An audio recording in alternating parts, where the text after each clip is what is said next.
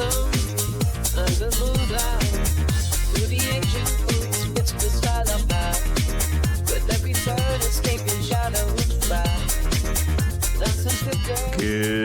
evening, treasure seekers. This is Blake coming to you live from New Mexico, and joining me as always from Washington State, it's Bryn and Cody. How's it going, guys? So good. This is probably the most excited I've been to talk about a chapter in a really long time. So Really? I'm not saying I'm gonna breeze through the rest of the episode to get to chapter 22, but I'm excited for this episode. Wow. Okay, it's coming in hot. Yeah. How did you feel about the chapter, Blake? I was pretty low on it going into it, but I came up with 2 full pages of notes, so it turned out pretty good. Nice. Got a few woo-woos that we'll talk about. Oh boy. Cody, you seem most negative about it. Yeah, I didn't get a ton. I mean, it wasn't bad, but I would say like slightly below average. So I'm very interested to see what you guys pulled out of there. You don't like creepy old man love stories? They're not my forte. They're not my brand of tea. I don't want to get ahead of ourselves here, but I found really strong connections between this chapter 22, and chapter 19, which I'm like really excited when I can make what I feel like is these like really strong pairs in the book. So excited to get into it. How was your weekend, Blake?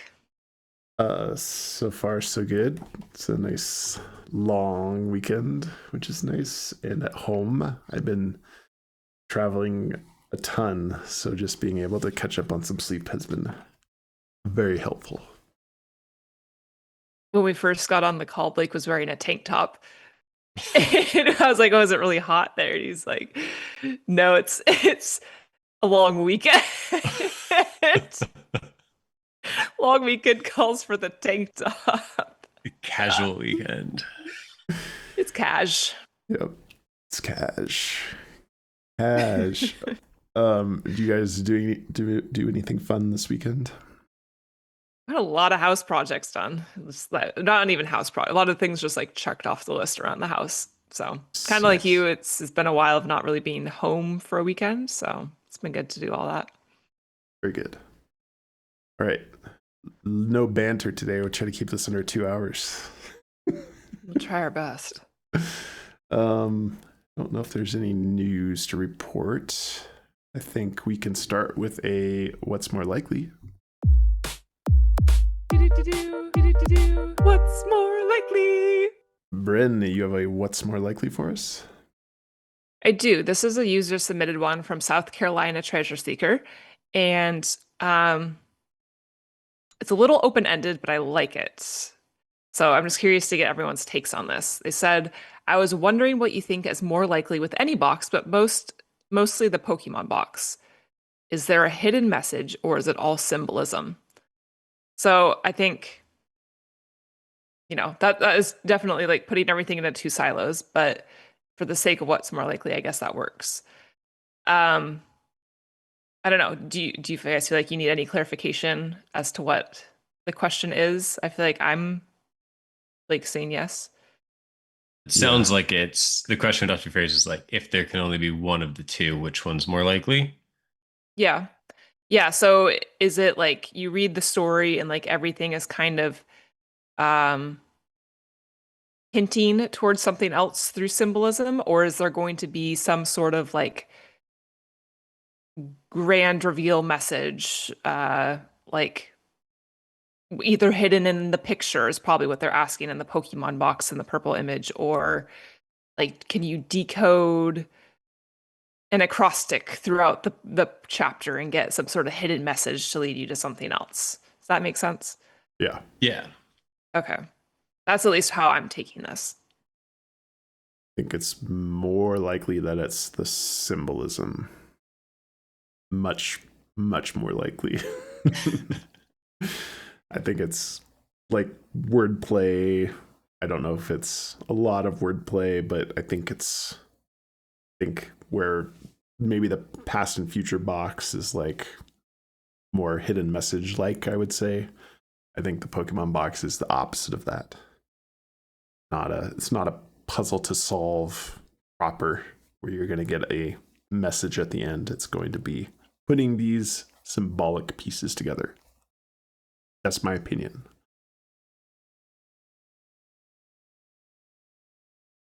I agree with that as much as it pains me because the like hidden messages are totally like my favorite. Uh they're the kind of puzzles that I like to solve and that I like the big reveal. I'm a big fan of like movies with twist endings, and it kind of feels like a similar vein to that, where it's like you building up in your puzzle, and then all of a sudden you like get this big twist at the end. I'm a big fan of that. But I agree. I don't think that's what this one's going to be on the whole like art versus science scale. Of all five boxes, this one kind of feels the most art-y to me. Very like abstract symbolism, nudging you in a direction in a very like go with the flowy kind of way. That's the impression I get, which is why I can't get as excited about Pokemon boxes as you two, because it's just so uh just counter to the way my brain works. I don't know that I'm going to be much help. More so than Forest Fun box. I kind of put the poem and Pokemon box kind of in the same vein, that it's a very, I feel like at least with Pokemon box there's more data. where Forest Fen is least attractive to me, I would say. Really? Yeah, if I were to rank them kind of arts to sciencey, I'd put Pokemon box at the bottom and probably Forest Fen second to last. Really? Forest Fen, and it's like for the same reason, but I kind of got a different takeaway from it, I think. Like because it's less information, even though I agree that it's still kind of not metaphorical, it's not the right word, but kind of abstract. Um, feels like it's just diluted down a lot more, which in my mind just makes it a little easier to work with than just like thousands of words of abstractness and trying to figure out what means not only what means what, but what even means something. Mm-hmm. I have a tough time with that. Okay. Bryn? So I'm in the camp of symbolism as well, but I think I take this a little bit different direction in that I do think there's going to be some sort of light bulb moment. So like symbolism, but like you'll find a way to connect a bunch of these dots to kind of have a grand light bulb moment that will make sense. So maybe not a hidden message per se as like an actual literal written message. But I do think there will be some sort of aha moment, if that makes sense. And in my head, there's like a little bit of Venn diagram overlap between those. It's like you can gather up all these pieces of information and then they kind of like reveal themselves into something as a whole. So you kind of think that it's not like you're just going to continuously be nudged until all of a sudden you run into a box. It's going to be like you kind of nudged into a big reveal that then leads you towards the box, leads you directly to the box. I just feel like with the things that I've found in the Pokemon box, there's just so much overlap that I find it hard to believe that it can't be that in some way. Like, obviously, not the whole thing is just like, oh, here's one big reveal and now you know the exact location. But like, I think there's some layers to it where they come together in that way. So, yeah, there's kind of two ways in my mind this could work. One is like all the little mini clues or hints in the Pokemon box kind of just give you keywords or key locations on a map or boots on the ground clues. You think there's more to that several of those, there's more meta puzzles, let's say, or meta groupings of clues in the Pokemon box that will fit together more nicely than just having, let's say, 20 individual clues or keywords that you come up with. Yeah, I think there's just going to be like key thematic, like we as the solver have to come up with a theme that brings these like floating clues together that would then reveal the correct type of location or the correct spot for however many layers we need to, continue that process to get to. that's kind of my main approach with this. I also can totally see it being a world where like it is just like wordplay and you kind of have to solve it in that particular way, like more line by line, paragraph by paragraph. So yeah, I think, like I said, I think there's a little bit of Venn diagram overlap in my head between that and hidden message at this point. All right. Very good. Good question. Cody, I skipped something on the podcast agenda. Did you want to come back to that? No, we'll do it next week. It's not that big a deal. My bad. Sorry. It's all good. All right. Cool. That's a great question. Let us go into horseshoes and hand grenades. Bryn, do you want to kick us off? Yeah, I'll do a quick horseshoes and hand grenades. If you want to pull up the image, Blake, I'm basically going to talk through. I don't know. I feel like I'm just telling this to myself just as much as I am to anybody else listening. I just feel like in general, I have really overthought. Not this. Sorry. Uh-oh. It was like purple on the bottom. What was it called? Horseshoes and I think hand it was called grenades. HH_ Jon Coltrane or just Coltrane. Okay. 1 second. Technical difficulties. So basically, I think I kind of get into this loop, and I think potentially, just in my opinion, that maybe people have overthought Jon Coltrane within the context of the box. I know we have also gone into a lot of depth on like the Coltrane circle and a lot of other things that could come of like why did he specifically use Jon Coltrane as the artist here. So the line in the chapter, the Pokemon box, is as we drove, we listened to some Jon Coltrane. It seemed appropriate. And I think what's so interesting here is like this is very much just like an added on line. You could take it or leave it in the story. Like he just puts it in here very specifically as an opportunity to throw in the name Jon Coltrane. So I think as a community, as a treasure hunting community, we've all like really latched onto this because it is such an obvious clue. And so I think it's easy to just like go so many different directions with it because it is an easy one to latch onto. But I just want to kind of talk through how I am personally trying to rein myself back in and think through why would he select Jon Coltrane within the context of the story, within the context of it being the Pokemon box.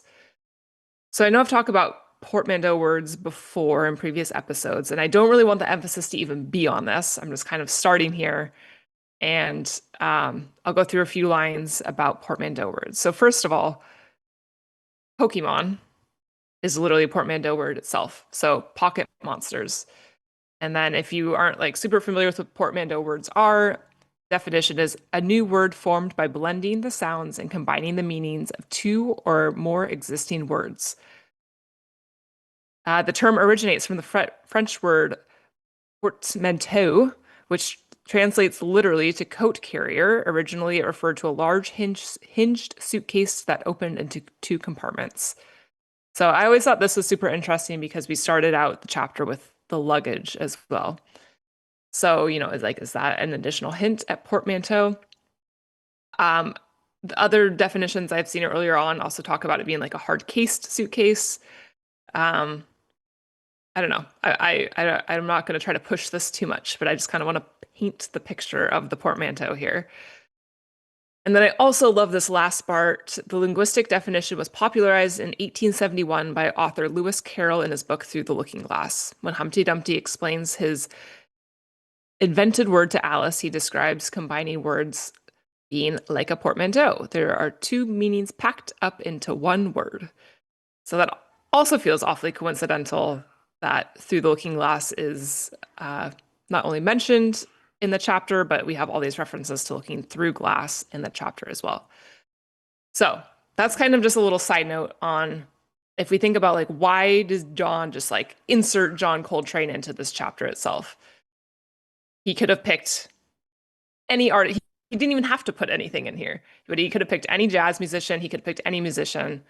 Um, it makes sense using a jazz musician because of the New Orleans aspect. Jazz bar. But I think the jazz bar. And so I think in my mind, it's like if we're thinking in this chapter in the sense of wordplay, you hear Coltrane and it's just like a perfect homophone portmanteau for coal and train. And the reason I'm so set on this just being what it is that if you think about the words coal and the words train, they just are so relevant to the Pokemon box itself. So let's think about coal. In Pokemon, energy is like a fundamental of Pokemon. Like energy, the type of Pokemon that is in the game.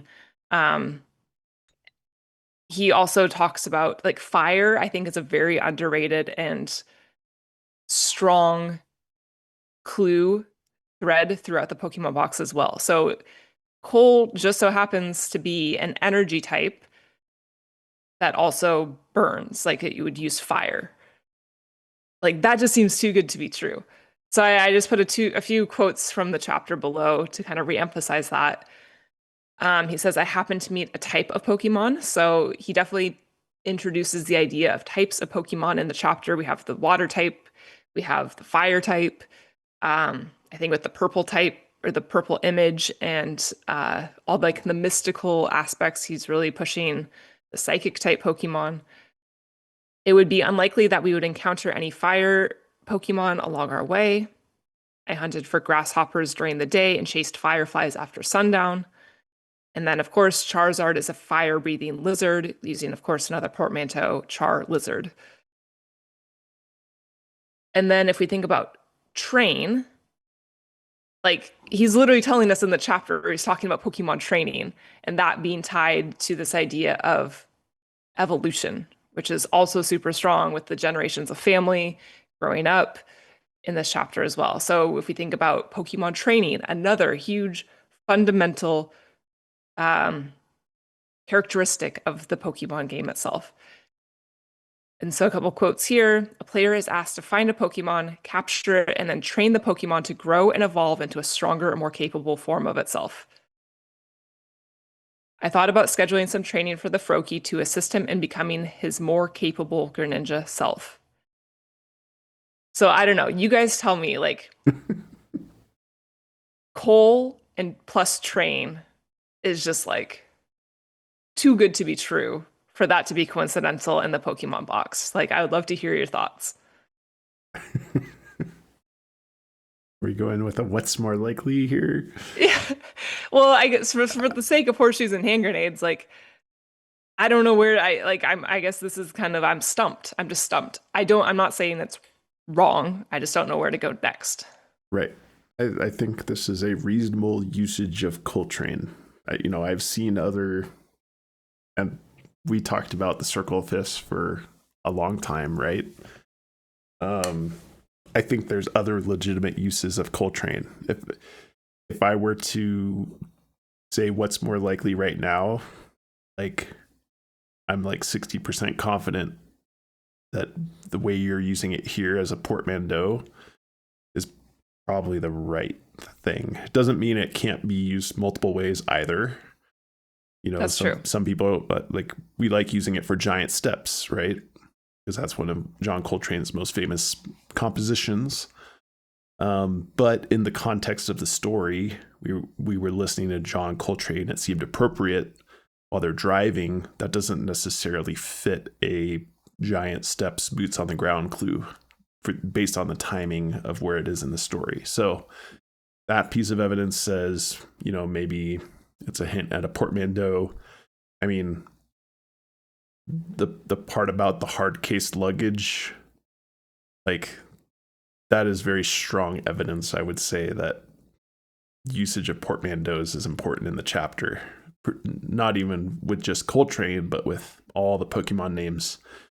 The name Pokemon itself, as you said, as Pocket Monster, and the names of the individual Pokemon that are listed. I don't know. It seems like they're all pointers to portmanteau usage.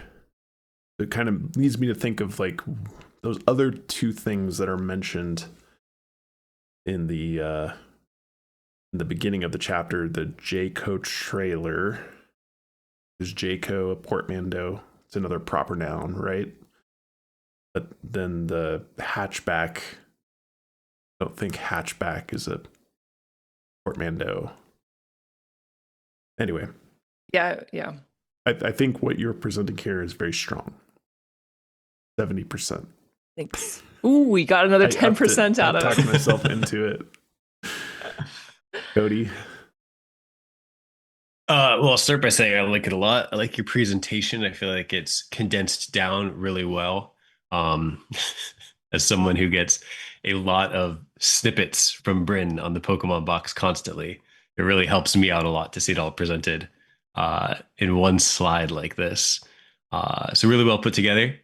I really like the idea. I'm probably right around the same area where it's like somewhere between like 60 and 70% that this would be the use of Coltrane versus any of the other things that we had talked about.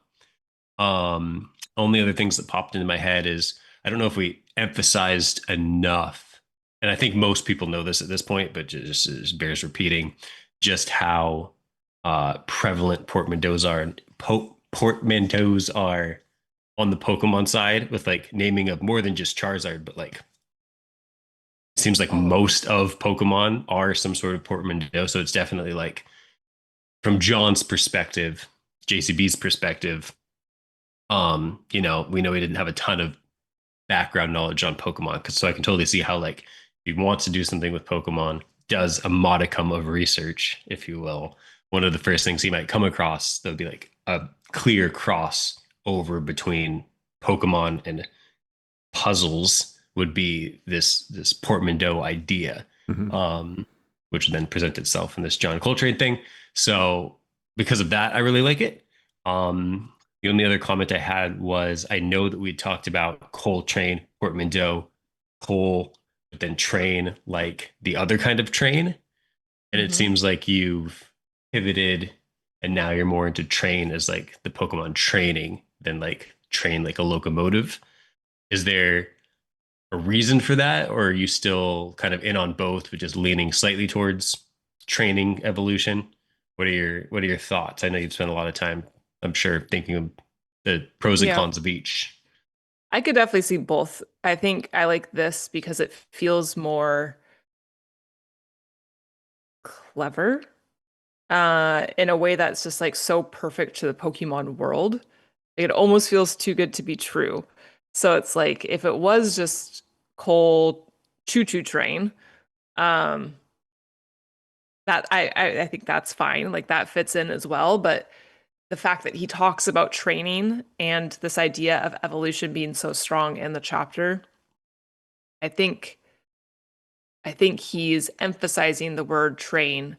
I mean, I guess that could go either way. Like he could be emphasizing train, for a choo-choo train as well. But it just feels like in this argument, like if we have energy as a fundamental of gameplay and training as a fundamental of gameplay, like those fit together perfectly.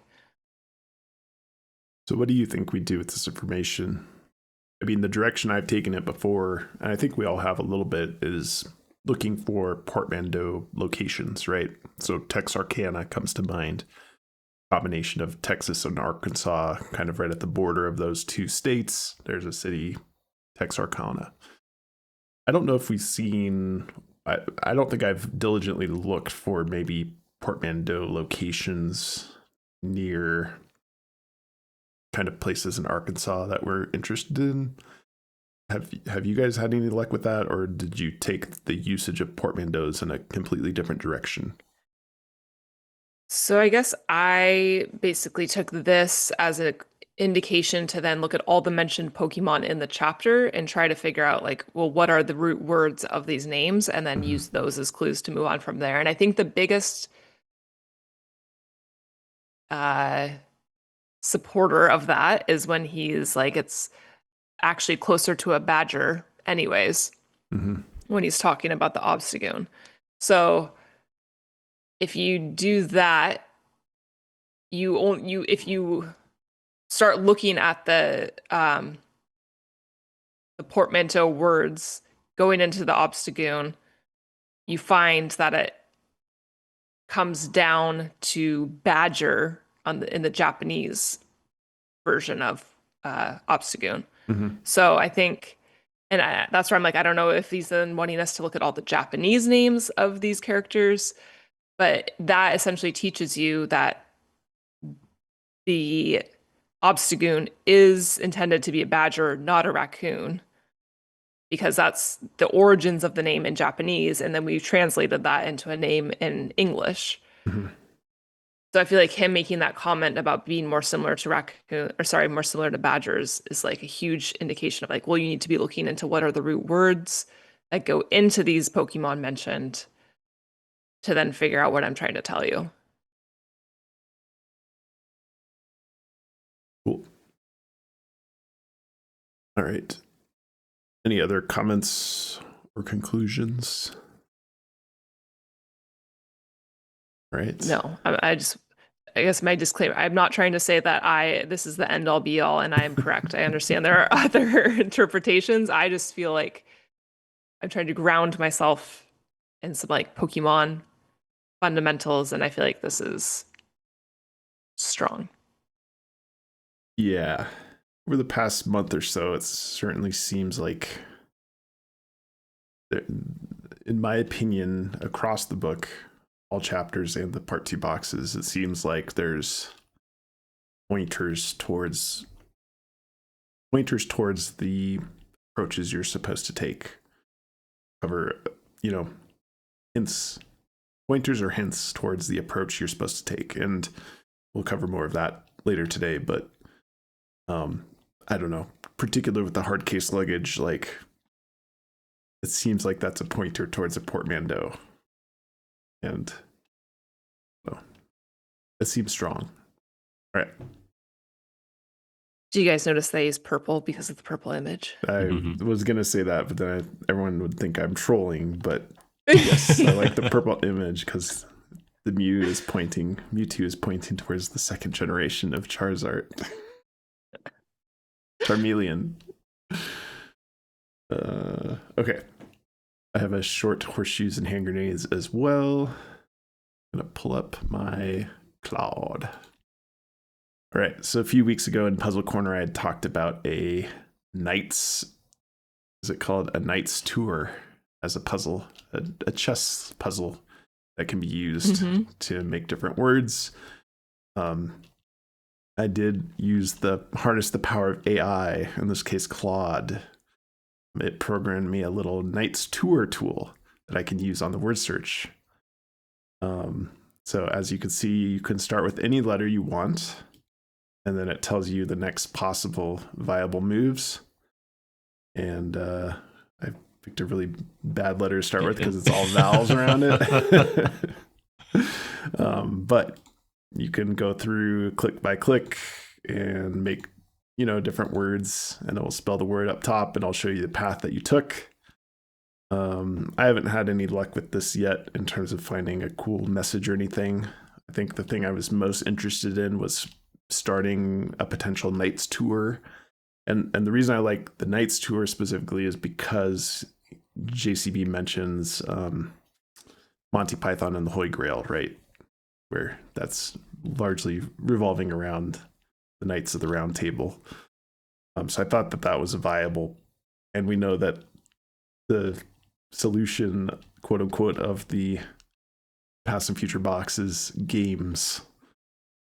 So I thought chess fits that clue as well. Anyway, so I really like this idea. I also like starting on the X as being kind of like the only X in the puzzle, or starting X marks the spot, or the G, because there's also one G in the whole word search as well, as like go.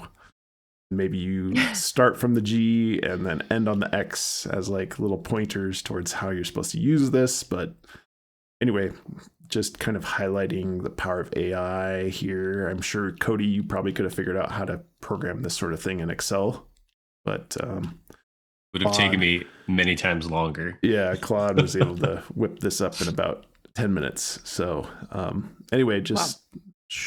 kind of demonstrating if you have certain niche questions you're trying to ask with certain parts of this whole treasure hunting experience. It seems like Claude is a good resource to be doing that with. So anyway, more to come as I puzzle through this and work on this. But I just wanted to highlight this tool that I'm still thinking about the Knights tour as a potential way to get to a solution. This is really cool. I'm honestly like very impressed that it was able to build that. Me too. Yeah, it's very impressive. I like that a So lot. the- And I like, go ahead, Bryn.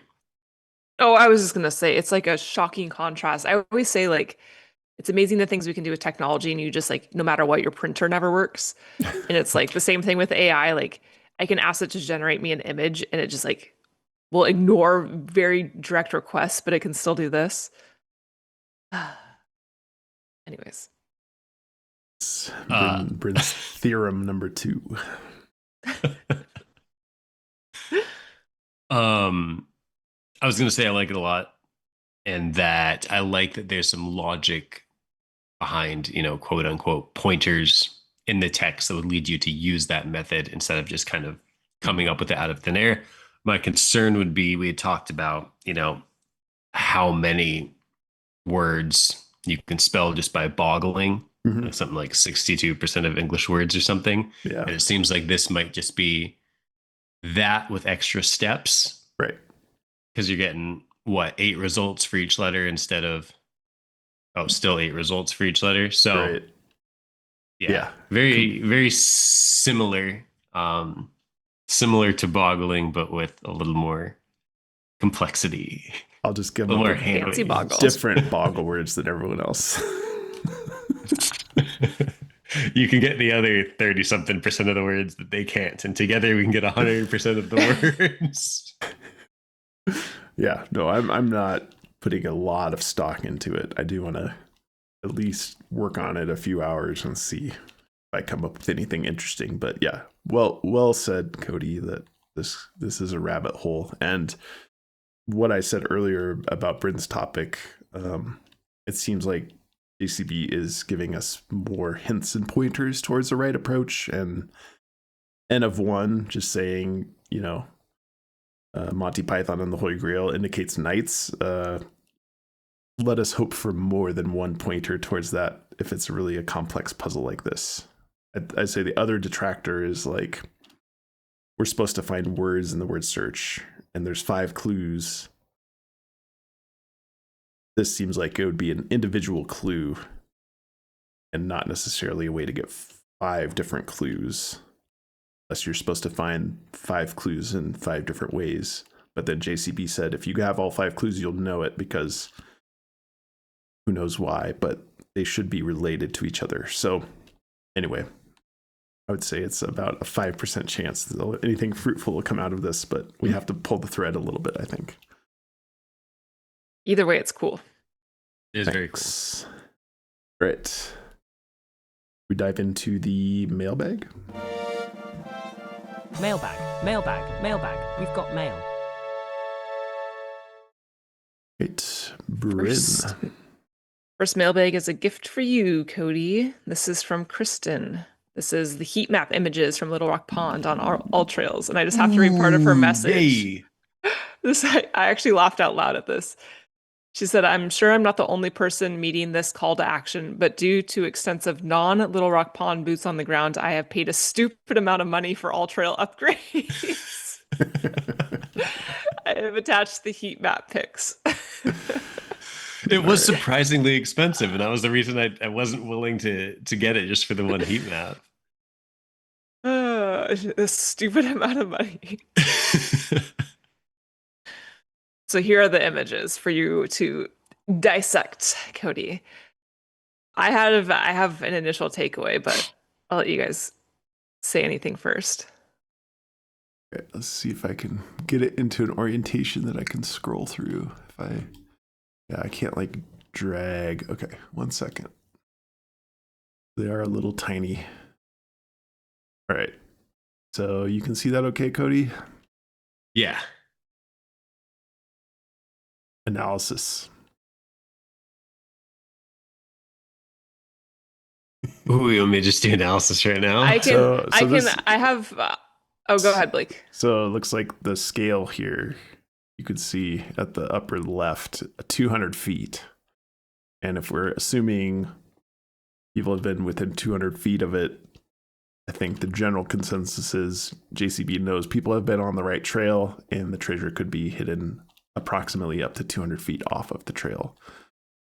So you can see there are a few folks that are venturing off, but actually fewer paths than I would expect going off 200 feet of the trail. Interesting.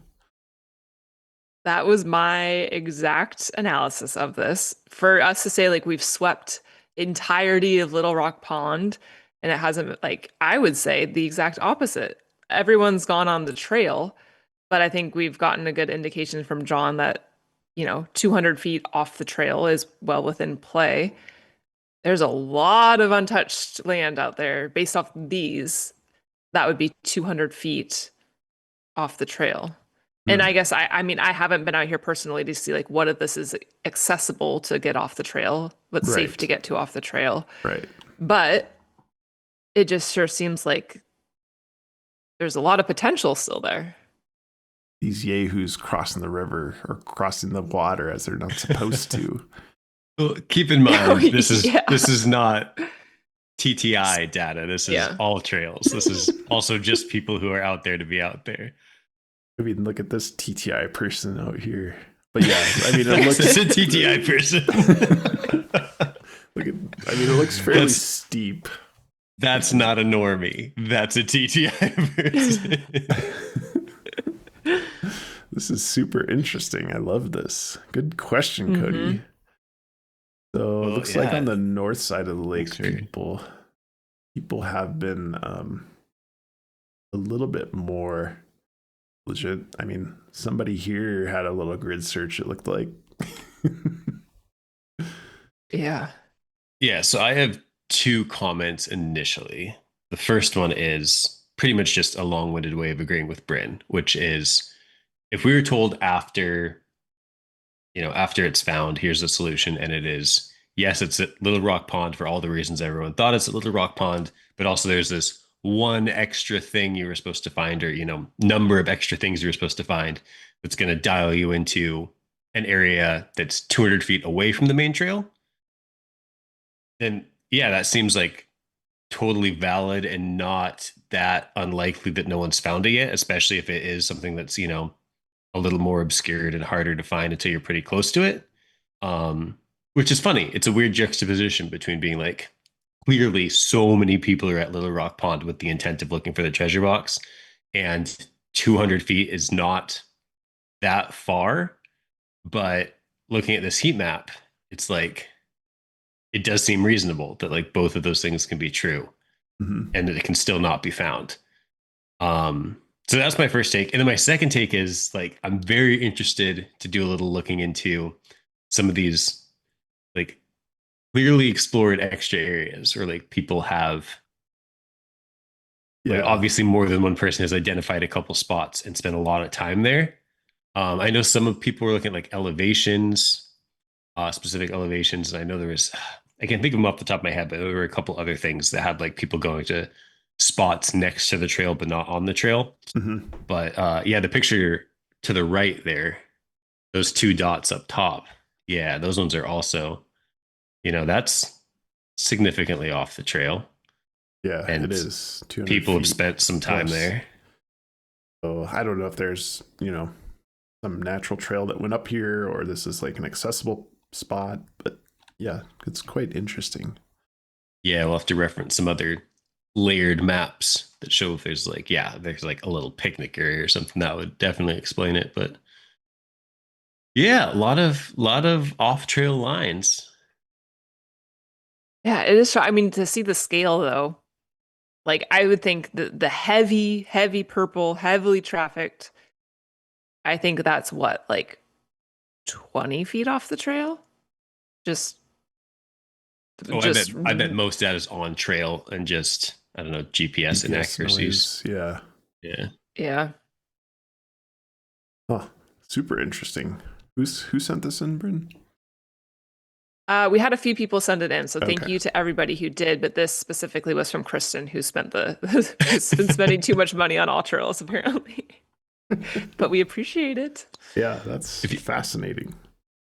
What we learned today is that if you send something in that multiple people are going to send in, you also need to send something funny with it if you want to be the one that gets picked.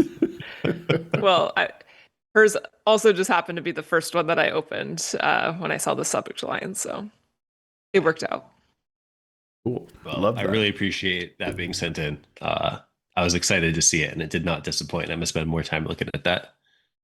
That encourage you to just buy it so you can explore it on your own time. No, not yet. Okay. Yeah. Some people did buy some merchandise after the last episode though to help fund your All Trails subscription though, Cody. So now a little bit of pressure. Yeah. Okay, we'll discuss after. All right. Next mailbag. So me, yes. The next mailbag is from Lisa. This is a DNA follow-up. So she has an additional quote that she thinks could relate back to DNA as well. So last episode I talked about some DNA finds in the book.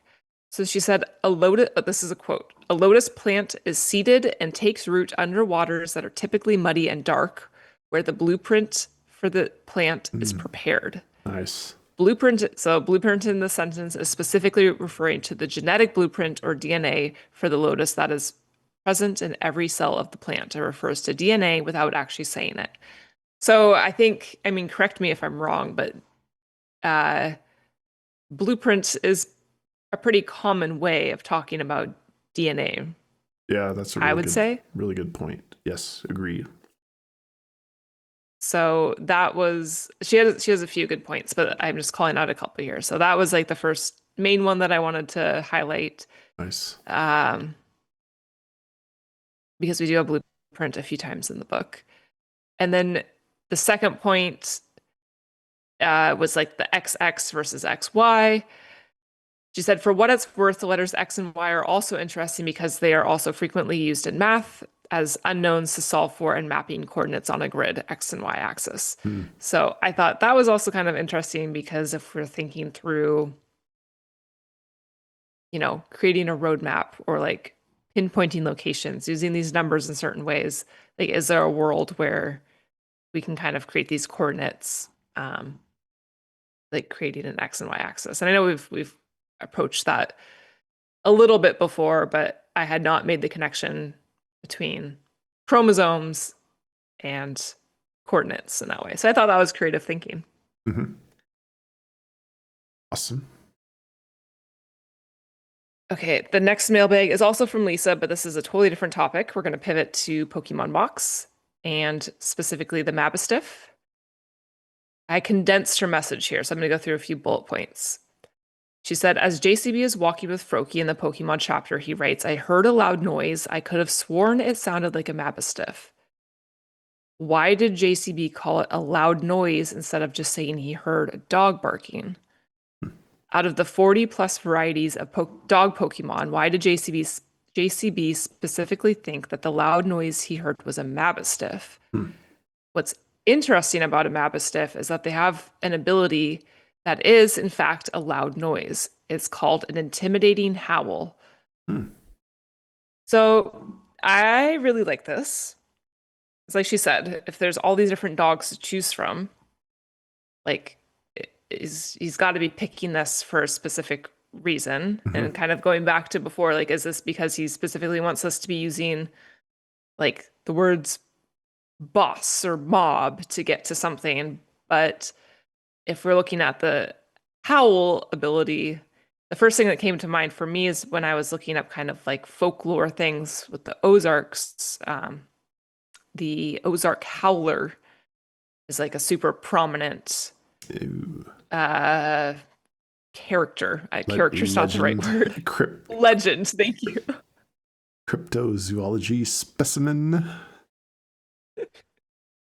So as soon as she like re-highlighted howl for me again, I was like, That's pretty interesting with the Ozark Howler. Like, Hmm. is that kind of where we're trying to go with the like mystical, magical, psychic Hmm. energy of this chapter?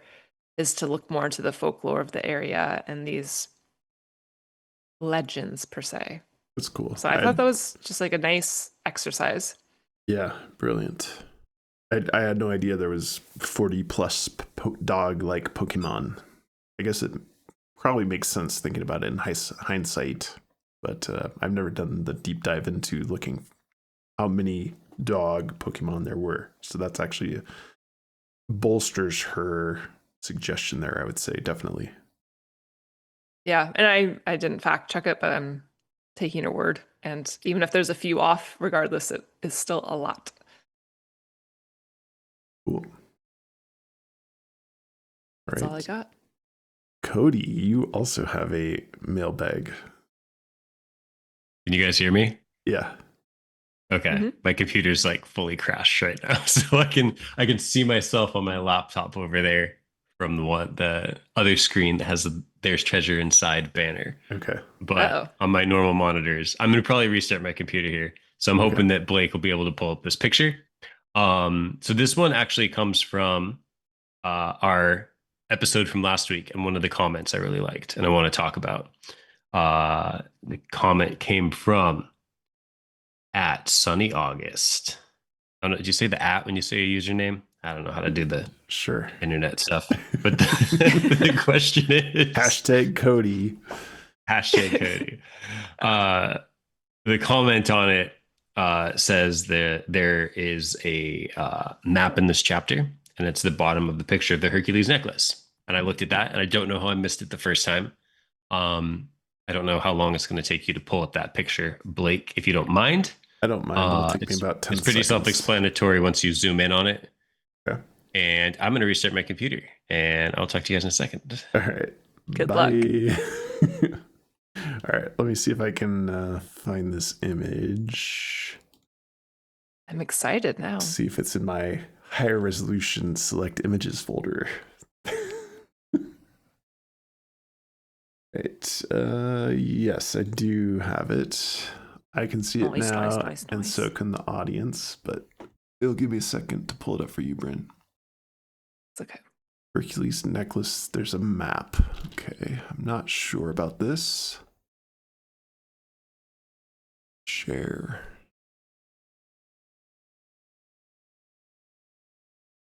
All right. Okay, I can see it now. This is what he's talking about, right? Hercules necklace? Yeah. You see a And you map? said we needed to zoom in. Enhance.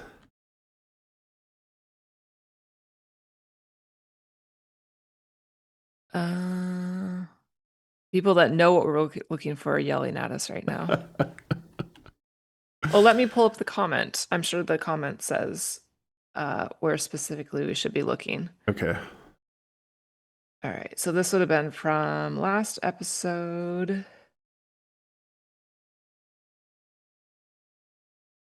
Chapter 21. I gotta. Oh, Cody says he needs to be let into the call. Oh, yep. I see him. Sorry. And maybe he can save us.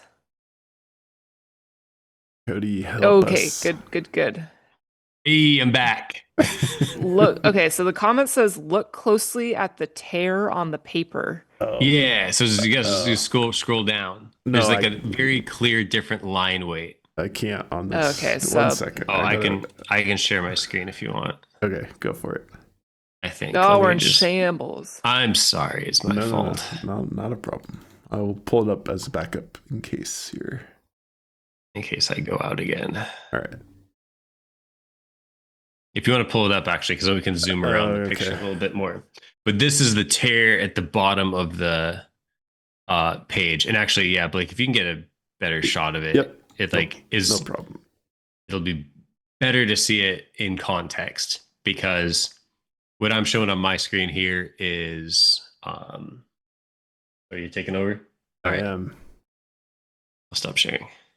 So you're talking about this. So is it suggested that this is a unique tear, or is this tear used I looked through the whole book to see, because that was my first question too. And I did not find another one that matched it. Obviously, I did a fairly quick look through every page, so I could have missed it, but I think that this is a standalone. But what makes it very interesting specifically, and I don't know if you're looking at the Adobe Digital Editions version, which it really stands out, is there's like in the biggest part of the tear out, there's like a very clear change in line weight that almost looks like a shadow. Yeah. But once you, I don't know, when you actually like get eyes on it on the book or in the digital editions, it just looks like it's painted on there separate, which makes me wonder, is that something that JCB would have edited, like just that section of it? Um, yeah, what page is this? Page 185. Interesting. I mean, yeah, in my screenshot here, certainly you can tell there's kind of a heavier weight on part of this line.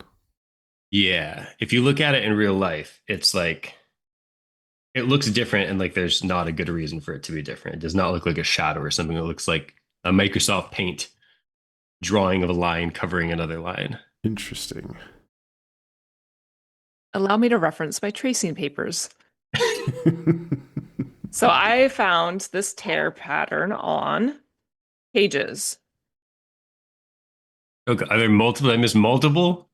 I believe it's on page 23 with the Scotty Star Trek. Ooh. All right, let me take a look. I think we have 3 instances. Oh, it totally is. Am I just an idiot?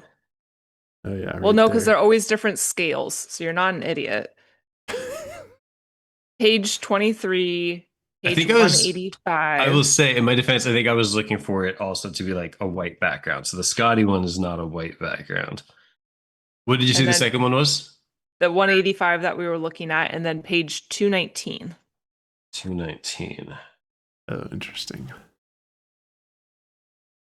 So I believe it is a standard tear pattern, but in this case, it looks different because it was the white on white. Gotcha. But you would agree, looking at it on page 185, which is the one we're talking about, that like, yeah, I don't know. Now I got mixed feelings on it. You'd agree that it looks like it's added on in 185, right? I was too focused on my tracings. I was too thrilled that they finally came to use 2 years later. Yeah, so I think my argument would be that,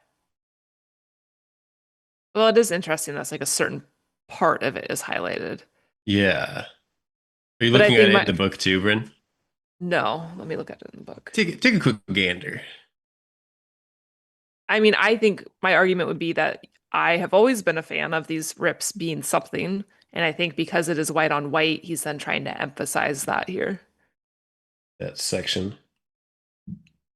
Because otherwise it kind of gets lost. Just looking at it in the book, it just looks out of place. Okay. It does. It definitely does. Yeah. Now I have mixed feelings on it because if it's 3 places in the book, which it looks like it is, that makes me think that, this isn't something special where he edited it in this one instance and drew attention to it by like slightly making it darker. Well, I think the fact that it's the white on white is enough argument for him to like go in and want to make sure we're not missing the detail of the outline. So do you have professional experience with this, Bryn? Like, what is this? This is a template that you would get out of a stock. I mean, Scott has shown that those tears are stock images. And then you get this stock image off the internet, off of a service or within Photoshop. So if we can identify if this is a stock image or not, that would kind of put this to rest or not. But I think Scott determined he was able to find the stock images of like the full page, like actual torn paper. Right. I don't know what you call it. Like a picture of torn paper. Mm-hmm. I don't think anybody's ever located these like cutout shapes. Okay. So we have a largish audience, so hopefully we can pose that question to the group to see if anybody has come across additional picture borders as being stock images or not. That would be extremely helpful. Yeah, I mean, I feel like they are a JCB original. I mean, it's hard to say because then he would have to like provide them to the designer in theory, or he would have had to like put the pictures in after the designer worked on the book. Mm-hmm. But Right. yes, if anyone finds them on as a stock image, save me from myself. Please let me know. It is, yeah. At a minimum, it's of note. Okay. Yeah. Cody getting to the borders the borders game. Nice. Welcome. Welcome. All I'm right. basically just doing everything that Bryn does, but like a year after she does it. Time for Discord Detectives.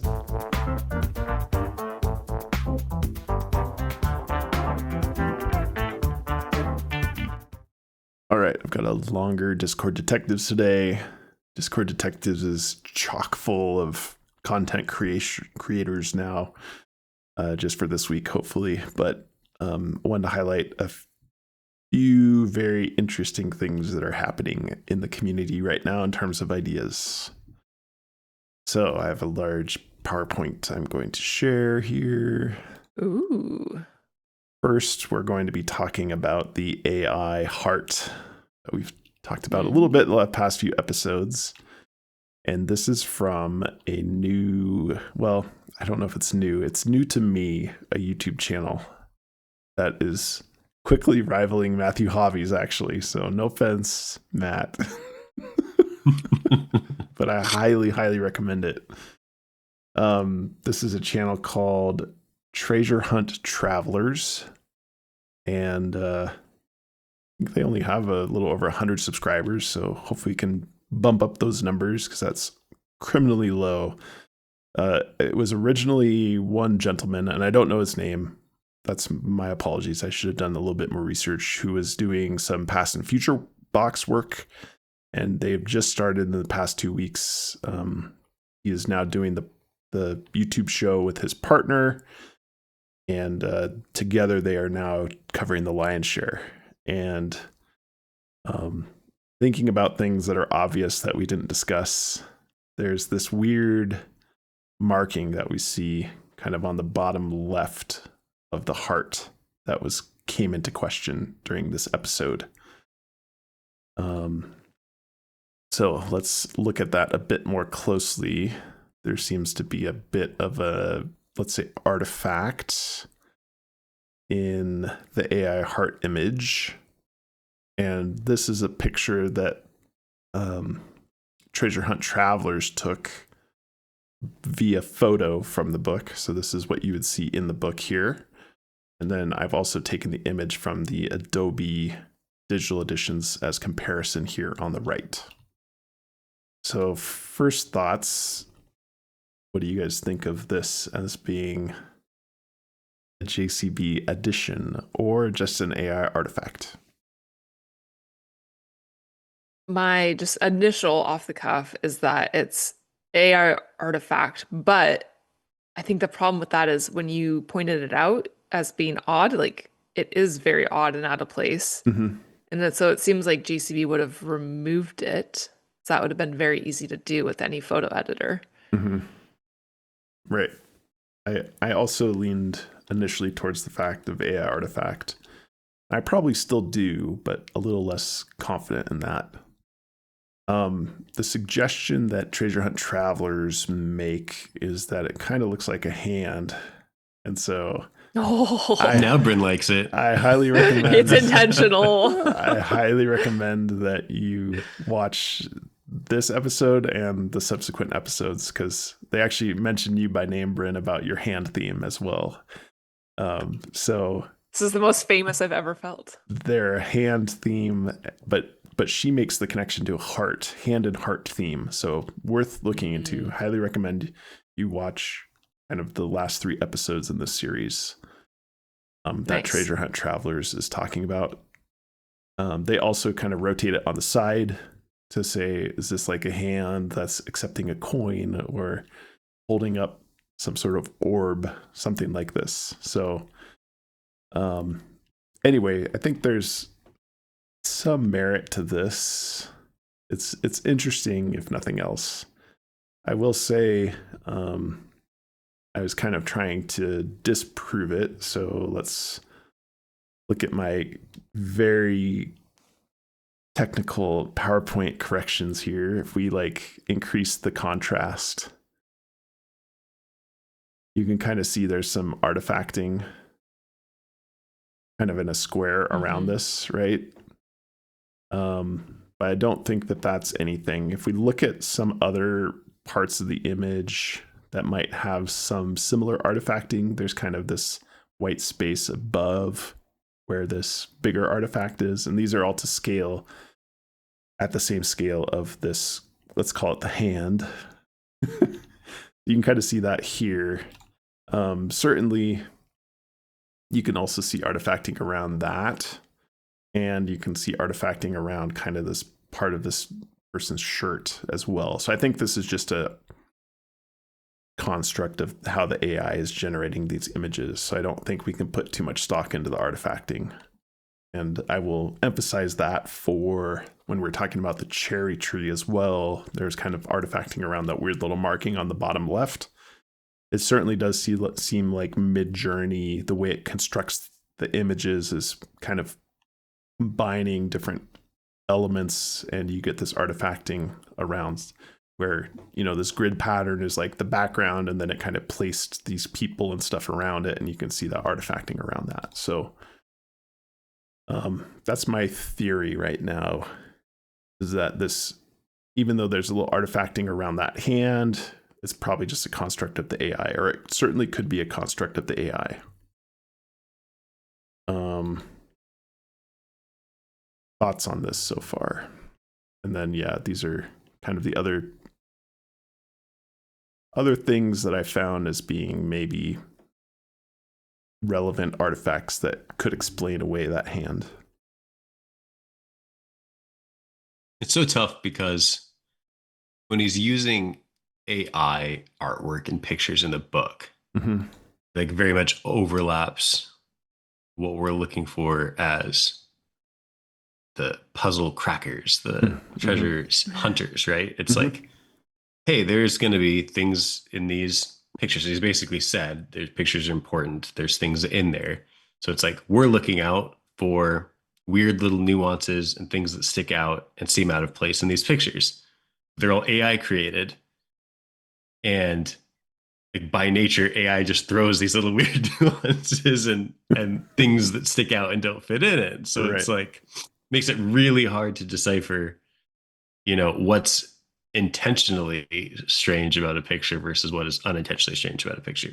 The other thing that I want to say is I'm a lot more on board for some of the things we've seen kind of quote unquote hidden in pictures, specifically when thinking about like really small things. And potentially use of a magnifying glass, like we talked about in chapter 3, pointers towards using a magnifying glass and attention to fine details. I'm a lot more on board with that if it's going to be stuff like letters underlined, or even like these very sharp corner geometric, quote unquote, potentially runes, stuff like that. But I feel like you're just really up against limitations of like picture quality if you're trying to like hide anything with a lot of detail that needs to like actually be deciphered as like, what is this, as something like really small, and that's your choice of how to hide it, is to like hide it as a very small item. That starts to feel like the kind of thing I'd be like a little bummed about if like any clues really hinge on that kind of thing, because it just seems like eventually you get down to the point where it's like you got 50 pixels to work with, or whatever it is in printing, dots per inch to work with, and you're trying to hide something with like important details Right. It's like even with a magnifying glass, at some point, it's just you're not going to get there. And counterpoint to my own point, that makes me feel a little uneasy is GCB had specifically mentioned in one of the interviews, or one of the times that he had talked to the public about it, that every like new printer he had for the book, he would get copies to like check it out first. So it's kind of like, all right, is he checking for those things, or like fine details and making sure that like the print quality is high enough and the resolution's high enough? Yep. Hopefully not. Hopefully it doesn't like, come down with to a magnifying glass, he mentioned. Yeah. I don't know. It seems we don't have infinite resolution here, right? It's not like a CSI episode where you can just keep zooming in and it gets clearer and clearer. The more you look at that picture, the scarier it gets. There's a lot of headless people. Yeah. There's a lot of. It's very, very AI. There's no question as to if that was AI or not. But nobody disagrees that it's AI. I will say a point for that being interesting is none of my Midjourney replications seem to have kind of artifacting like that. So again, I'm showing this picture on the right. Like, I don't really see anything that looks similar other than this, which I think is supposed to be another person. But that's kind of an argument for I was not able to reproduce weird artifacting like this in what I think is the same version of Midjourney that JCB used for this image in this one or any of the other 4 that I generated. So I don't know. I don't know what to make of this. I think it's interesting. I think the conclusions that they make on treasure hunt travelers is interesting, and highly recommend you check out the full episode, which is episode 1 of the Lion's Share. Was their conclusion? Are you trying not to give it away? I don't remember because I watched like 3 episodes of their show today. So anyway, the other thing is they also move us so they can see the link here. The place that they're looking for the Lion's Share right now also had kind of this pattern associated of half a heart, and there was a half a heart quote in the book pretty close to this section. And so they were also excited that kind of a place they were looking had this pattern of half a heart associated. I don't know if it was in the trail or not. They're not giving away their entirety of their Lion's Share solve, so they're kind of talking around it a little bit, which is perfectly fine. But this was kind of another piece that they thought was interesting, was the half a heart pattern. Nice. Right. Something even more exciting, I would argue, came from episode 2 of the show. So, like I said, this is rivaling Matthew Hobbies right now in terms of content that they're putting out. I'm super excited. So they were talking about why 36,000 feet and came up with a really cool solution. And this kind of goes into my, I'm adding a little bit of additional context here as well, my own commentary, but they had the information that when you fly at 36,000 feet and other even numbers, you are traveling in a westerly direction when you're piloting an airplane. And when you fly at an odd altitude, you are traveling in an eastern direction. So this is a known fact. So interesting. is JCB hinting at travel west for this clue? And there's a lot more commentary on the episode that Treasure Hunter Travelers is talking about. Sorry. But Treasure Hunt Travelers. The standard term, which is why it stands out, is 30,000 foot view. Yes. Which would also just be an even number, right? So. Right. But that wouldn't be a clue then. Because it doesn't stand out enough. He's trying to highlight a clue here. And this goes back to my point I was making earlier that I think with a lot of these clues, quote unquote, there are more pointers than we think there are when we actually go back and look. And so for the magnifying glass, for example, we had several, probably like 5 to 6 pointers in that chapter right around the magnifying glass that make you look at the magnifying glass closer, right? And so in this part of the chapter, I argue right now that there are more pointers towards this. You and I focus on a thing we desire, the more we understand ourselves in relation to it. So again, kind of thinking about compass directions or bearings. And the easier it becomes to chart a course to where we need to go. So kind of all of these things point towards how we're supposed to use that 36,000 foot view. It requires being attentive to details. I have more than anything I've ever done has forced me to face this weakness of mine head on. So to me, like looking back retrospectively, it seems like there's pointers to how you're supposed to use that 36,000 foot information. You guys agree with this, or am I off my rocker here? No, it's definitely making sense. I don't know if this is about to just make me sound really dumb, but when you go west, isn't that like a longer journey with headwinds? I don't know. I think it depends on the way the wind's going. I thought it was like something that was pretty consistent. Like it takes you longer to fly west across the US than it does east. I could be very wrong. Cut it out. Cut it out. Nope. I mean, logically, it would make sense that it has to do with like literally like wind direction, but I'm nervous. Carry on. Anyway, this is for safety, right? So that planes don't crash into each other in midair. They're always 1,000 feet apart.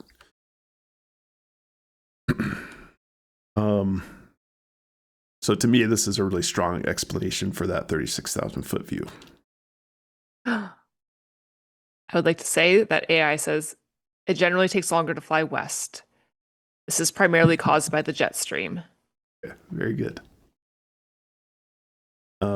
Anyway, this team talks more about Western theme as well, and it's kind of confirmation bias city is maybe why I like it so much, because they're talking about a lion's share solve in the Pacific Northwest, and so take it with a grain of salt. And I like this channel as well because they're not saying this is it, like we have the solution. They're very passive, I would argue, kind of like we are. So I like kind of the attitude that they do. They also point out, and there's more than this, but they also point out this, which has been discussed a few times that I've seen in the Tu Yet Nu Yet chapter. They're talking about the Angkor society. There was always this typo, quote unquote, in the book as well. The area of origin for this ring was located in what is today Vietnam. So we see Vietnam here on the map. We see Cambodia as well, where Angkor Wat is. There's something mystical and alluring about this adornment. The pre-Angkor period was known for its extraordinary, intricate jewelry. Gold jewelry in this area. So again, it's referencing kind of the Vietnam pre-Angkor area.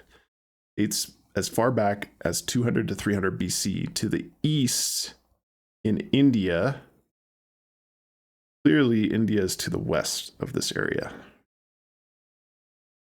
Is that a typo? Is that a mistake? But he doubles down. He says, to the east in India, gold was an important symbol in Hindu and Buddhist traditions. By 250 AD, people from India were traveling westward, looking for this precious metal. So it's like a double mistake there. Wow. Because of this migration, Hindu and Buddhist influences in the pre-Angkor region took root and spread widely. So it's not, the reason I highlighted those is it's not like it was a simple mistake. He doubles down both times. And I know that JCB is referencing kind of this Vietnam, Cambodia, Thailand area, because he says it twice. But it's obviously the wrong direction. So is this another hint towards an east-west clue? For more commentary, see Traveling Treasure Hunters. Sorry, I keep forgetting the names. Treasure Hunt Travelers. Treasure Hunt Travelers. Yep. So we're supposed to flip east and west, and a 36,000 foot view actually means go east. That's yeah. I mean, it could just be a typo, but it's so wrong. Doubling down is yeah. I mean, I think the thing that just jumps out to me the most would be the massive gold rush. I mean, that is like the Western expansion. Like, also, the Earth's a globe, so technically, if you travel west long enough, it is to the west too. All it's right, like 350 degrees to the west. So very, very exciting. Okay, go ahead, Cody. So if this, and I'm just totally spitballing here, but say this kind of goes with the map idea, and there was a lot of things I remember from chapter 1 where we liked kind of Highway 101 or different places along the West Coast. Yep. So now, and this is now chapter 2 that both of these things happen in, right? Right. Now in chapter 2, it's saying, well, at first I was going to say it was saying go west. Now, does that open up? I don't think I would have a problem, especially given how many references there are to things outside of the US in the book. If it was like some sort of map where you're like going around the world but end up back in the US, I'd be fine with that. So maybe we literally are going west from the West Coast overseas was kind of my thought before you brought up the second slide, which is why I'm kind of half joking because it seems like a stretch, but also if like he's like, there's 2 hints in this chapter. One is you're either going west or east, and the other is you're flipping east and west. Yeah. That seems like a stretch, but then it would at least send us east from what we liked in chapter 1, which kind of opens up the other 90% of the US versus going global, essentially. if he's telling us to travel west from California, there is something more west. Hawaii. Well, no. In the continental US, the western edge of the Olympic Peninsula would still be more west than the California coastline. We also got to keep in mind, I mean, assuming that this is linear with the chapters, which I've said before in a very long-winded segment that I don't necessarily think that's true. But if it is, I don't know, it just seems weird to start on the West Coast and go west if we're part 2 of 23. Yeah, I think the suggestion that this team is making is these are just general hints towards the West Coast and Western United States. They have a pretty interesting theory about the Olympic rings as well with the color blue that I won't spoil. You guys watch that episode. The other thing I'll mention is they do have a pretty simple explanation for chapter 1 as well, in it being kind of the roadmap chapter, that the geographical locations that are mentioned are actually in order, starting in Los Angeles, going to San Francisco, going to Oregon, as kind of a simple 1, 2, 3 step approach in chapter 1 that isn't necessarily replicated in any other chapter. Okay, very interesting. And to be clear, what I was just saying was meant to like speak about what they were meaning by it. It was totally taking some of the information that they provided and just trying to see how we could apply it to some of our previous theories for better or worse. And then in the first 3-4 lines of chapter 2, we get that life lessons 101 or whatever it was called. And you know, we like that Highway 101. So yeah, I don't know. The pieces are coming together, but is it confirmation bias? Anyway, they have tons of good nuggets. Definitely check out this channel. I'm excited to watch. I'd like to keep the slide you have up right now. I'd like to keep that on our radar because that seems notable, and it seems like the kind of thing we'd talk about once in this episode and then forget about. And I want to make sure that doesn't happen. Okay. I'll also hijack this to talk a little bit more about 36,000 feet. I mean, I like the direction that this team is going. Something I looked into a while back was Google Earth. Google Earth does have the ability to zoom in and zoom out, and it tells you what altitude you're looking at. And so I have this set to 36,000 feet approximately. So it really should be 11 kilometers. This is at 12 kilometers, but it kind of gives you a sense of what a 36,000 foot view would look like using Google Earth here. So it's actually much more zoomed in than I would have guessed just off the cuff. Same. I like that a lot, actually. Okay. And then in my mind, we'd be looking for something that, like, 2 points that you could not be able to see zoomed to 30,000 feet, but then you would be able to see both of them on the same screen, zoomed to 36,000 feet. Okay. I mean, that's You don't like that? I don't, because that's going to be dependent on the size of your monitor. Oh, is it? It's Yeah. not. Okay. Yeah. Okay. So then I don't like It's- it either at that point. It would be the elevation that you are aligning your outline rip shapes, Cody. It's Now that possible. you're in Yeah. the rip shape camp. Mhm. Okay. All right. I don't know what camps I'm in. I'm all over the place. But yeah, this is just a picture of New York and like Ellis Island, or I don't know if Ellis Island is where Statue of Liberty is, but I tried to pick a spot that everybody would be able to orient to. So anyway, the point being, it's a lot more zoomed in than I would have guessed if I were to draw a map of what I think I would see at 36,000 feet. I'm surprised as well. This is very helpful. Right. So hot new channel, Treasure Hunt Travelers. Check it out. Highly recommend. Blake's stamp of approval so far. All right. K-Pro did her big reveal of the past and future box solution that she has been working on. The other nugget that came along with that is the unbreakable thread, quote unquote, that she thinks there are between all 5 treasures. We had discussed that a few weeks ago, if she would reveal that, and she did.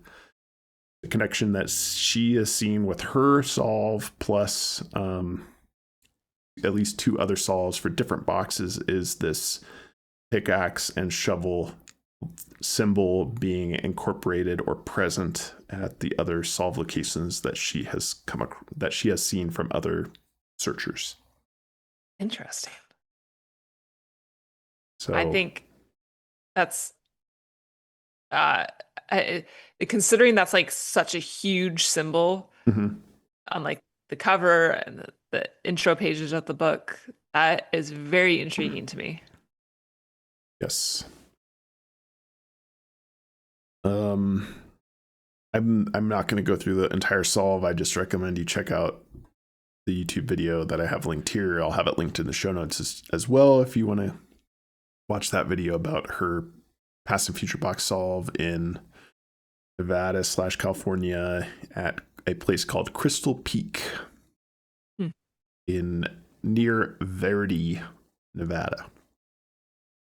The thing I thought was interesting and a kind of in conspiracy theory corner is this other point that she brought up, which is she is actually using the website What 3 Words as part of her solve. We've talked about What 3 Words before, right? It's basically a map of the globe that has a 3 square meter blocks chunked out of it, and each one has an individual 3-letter code or 3-word code that you can put in 3 words, and it's specific to a place on the globe within 3 square meters or 9 square meters. I'm not sure which.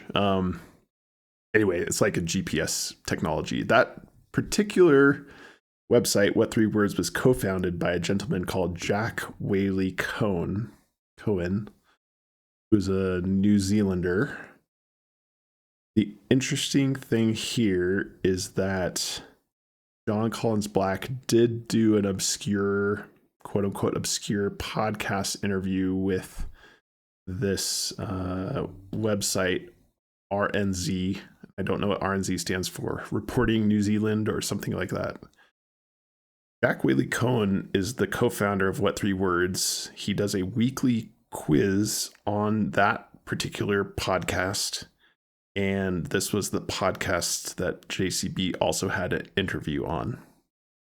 So the conspiracy theory is that maybe JCB knows about What Three Words. He probably does, but did he find this particular interview because he listens to Jack Whaley Cohen weekly on this podcast for this quiz/puzzle show that happens every Sunday? It's an interesting, because this is New Zealand, you said? Like, Yes. why would he be, I guess I don't know if this was like a promotional interview, but like, why would he Right. be promoting this book in New Zealand? Exactly. So looking at some of his other kind of media appearances that JCB has put on his website, Radio New Zealand definitely sticks out as being an odd one out here, I would argue. Right. I mean, Huh. certainly The Guardian, The Independent, I believe those are British media outlets. Screen Rant, Bleeding Cool, I was not familiar with. Those are popular pop culture entertainment news websites, mainly by a comic book person. Covers breaking news, rumors, and critical analysis on comic books, movies, television, and video games. Screen Rant is about movies, television, comic books, anime, and video games. So those are kind of like niche ones that JCB did interviews with. But then still, Radio New Zealand seems a little out of place. Mm-hmm. Reason that this is interesting is because it's part of K-Pro's Solve. And here is the image that's a little grainy. But this is a area of What Three Words that has about 1 million squares in it. When you look for What Three Words that have the word oasis in them, that is what is represented by this dot, this line of red dots here.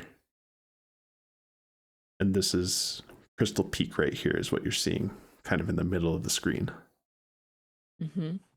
And so it's an interesting coincidence that Oasis forms this perfectly straight line right in this area. And K-Pro says right at the parking lot basically is this first dot. So she found Oasis after she already identified this area? Yes. I'm pretty Yeah, sure. that's weird. I mean, the Oasis as a straight line, I would assume has something to do with like the grid, how it's The algorithm set up. Right. Yeah. But to have Oasis just show up in a location that she was already looking would be very odd. Mm-hmm. So probably a coincidence, but this in alignment with why JCB did that New Zealand radio interview, I don't know. Conspiracy theory. That's very interesting. Anyway, so there's a lot more to the solve than this. Obviously, I'm just showing the parts that were most interesting to me. Highly recommend everyone do their homework and check out K-Pro's Past and Future box solve and make your own conclusions. Good thing it's a long weekend. I got a lot of viewing to catch up on.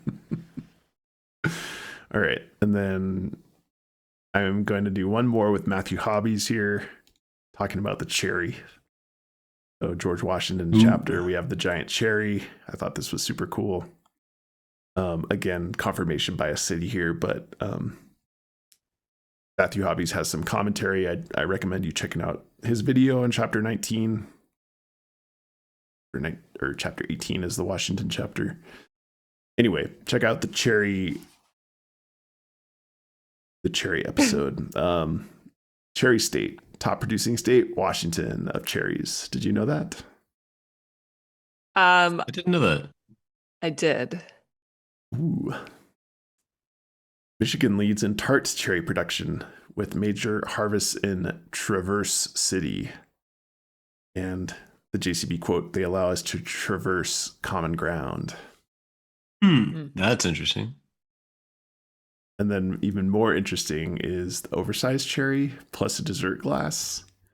Matthew Hobbies points out that this place in Minnesota has a sculpture of a giant cherry. So could that be the clue? Oh, I like it. In Minneapolis. That's funny. With a spoon. So it's the Spoon Bridge and Cherry in Minneapolis. Oh, that's a bridge. You can walk across that? I guess so. We're going to Minneapolis. So anyway, I think Matthew Hobbies has some cool ideas about why is there this giant cherry on the tree, and made a few different connections there. So shout out Matthew Hobbies. That's fun. I like that. All right. So as I said, this was a creator heavy Discord Detectives, so I apologize if that's not everyone's brand of tea, but I thought it was all interesting findings over the past couple weeks here. That's really good. All right. We're going to skip Puzzle Corner today because I did not prepare one because I knew this would be a long episode. We'll also skip Coincidence of the Day. And are you guys ready to dive into Chapter 22? Yeah. Yeah. Chapter 22, Picasso's Pendant. A love story. Who wants to start? Any takers?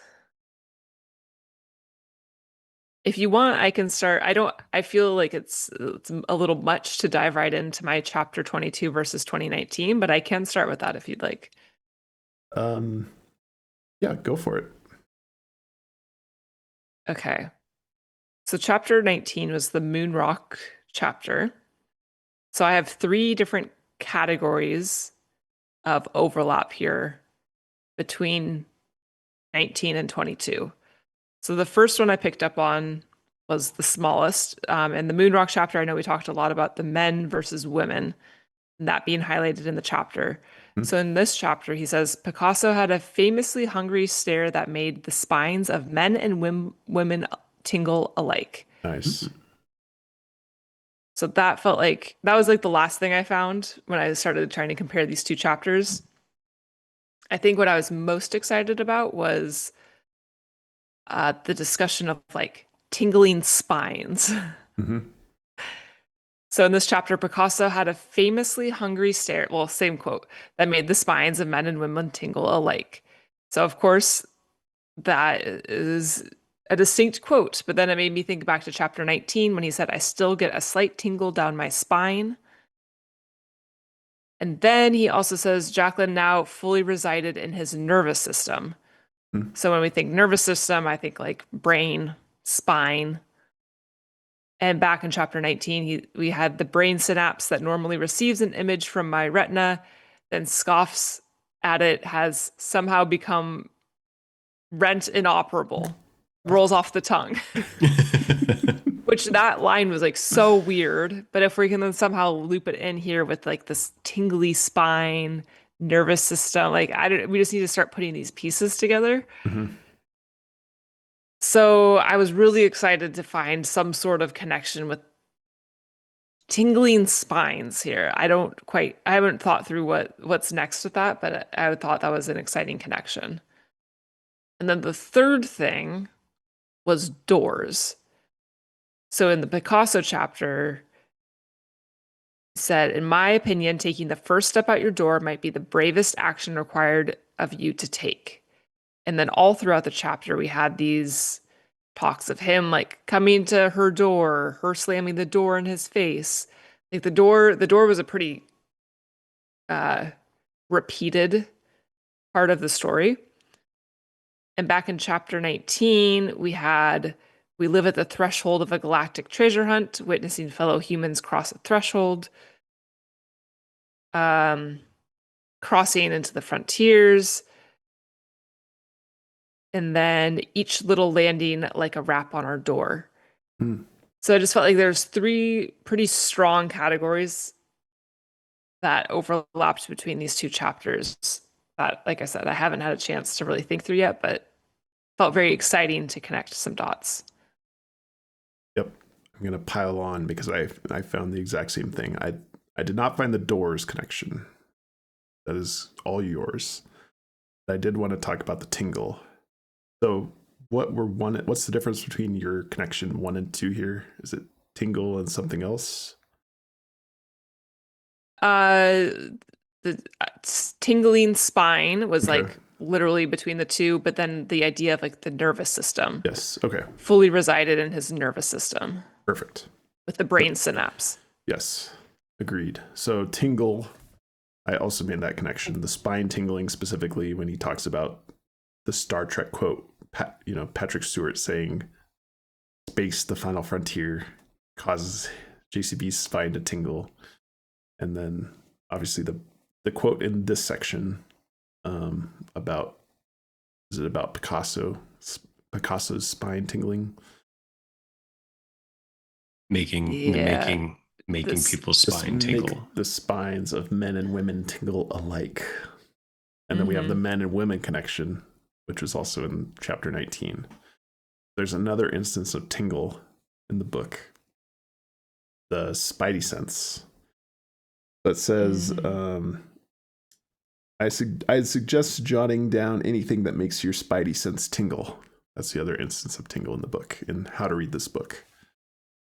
Nice. I also liked your nervous system connection. I have a few more, not necessarily in chapter 19, but other parts of the book. Misconceptions that we only use 10% of our brain. The catchphrase "be like Mike" exists somewhere in your brain. You already got the brain synapse for the smoky quartz, and spines, contours of his mind were also in this chapter, kind of right in that same section. He's thinking about Jacqueline in bed. She was in the contours of his mind. And then, as you said, the nervous system as well. Jacqueline now fully resided in his nervous system. So just those other couple of brain connections that I was trying to figure out. That's kind of my comprehensive list of nervous system connections that I've found so far. I love it. Very excellent. So it seems strong because of the spine tingling between those two chapters, and then kind of grows a little bit beyond that. So nervous system theme. Don't know what to make of it. All right, Cody. Yeah, I guess I'll do one that also is felt like a connection to another chapter, since we're kind of on a roll with those right now. Yep. So I've got Picasso opens a portal for us to see, as through his eyes, the conjoining of his two most beloved treasures, with hyphens on both ends of "as through his eyes" to make it really stand out. So the connection between that and the chapter about changing perspective. Nice. And seeing things from a different vantage point. I felt like that was really distilled in this one line about opens a portal for us to see as through his eyes. Very good. Good find. Yeah, I had that quote. Picasso opens a portal for us to see as through his eyes the conjoining of his two most beloved treasures, but I did not have that connection to another chapter. Very good, Cody.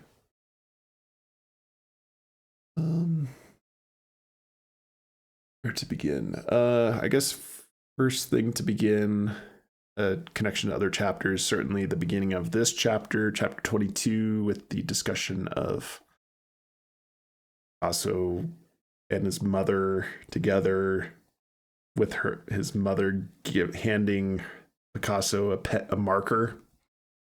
I mean, that is kind of a direct one-to-one connection to chapter 1, where JCB is talking with his son, and his son takes out the pink highlighter and starts drawing. Picasso takes the marker and starts drawing. Like, what does that mean? We're going full circle back to chapter 1, which I know we'll cover in chapter 23 as well, the full circle, drawing the map, but this is like foreshadowing that almost, and it's just such a direct connection. It has to mean something. I agree. Bryn. Kind of tagging onto that from that seminal moment, which would tie in with like seeds, also the sperm. It seems like that's been more of a thing like the last couple chapters, but a very intentional word choice. Cody? After Picasso died, friends say Jacqueline slowly lost the sparkle she had radiated when she was by his side. Sparkle even as you pine. Ooh. Nice one.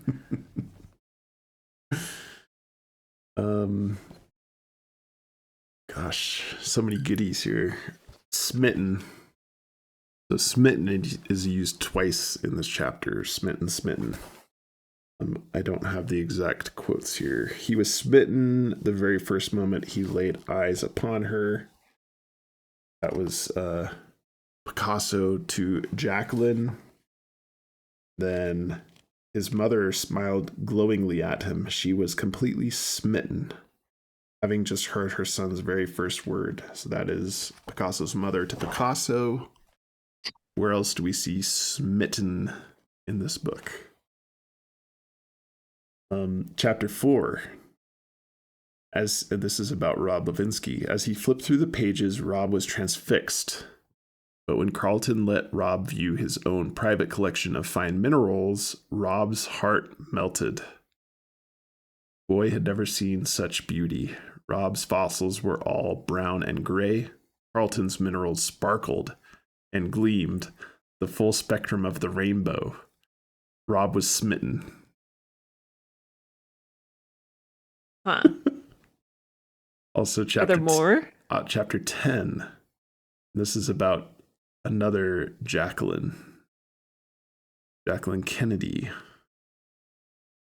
Jack was an up-and-coming congressman, and Jackie smit him with star-crossed desire.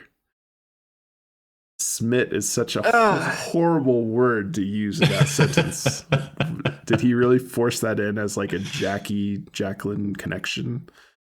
Jack was an up-and-coming congressman, and Jackie smit him with star-crossed desire. Discuss. Yeah. Well, I was going to say, surely this is Hand's theme for my day one solve of Michigan being the mitten connection. Smitten. Smitten mitten. You had the mitten, and now I'm smitten. I don't even know if I don't smit know. is a word. So I looked up smit. Variation of smite, meaning to strike hard or deal a heavy blow. Yeah. I mean, smitten also kind of has that definition, but it's like a positive heavy blow. Right. But I don't know, just particularly the Jackie Onassis one, and Jackie smit him with star-crossed desire. Just seems like it's forced in there so hard. So I kind of like when I'm looking at the etymology of it, it's just kind of interesting that the romantic shift, the transition into romance comes from the metaphorical idea of being hit hard by sudden, powerful, emotional blow as if struck by Cupid's arrow or a bolt of lightning. Ooh. So I'm sure just coincidence, but that's going to drive me nuts. Yeah. Smitten. Huh.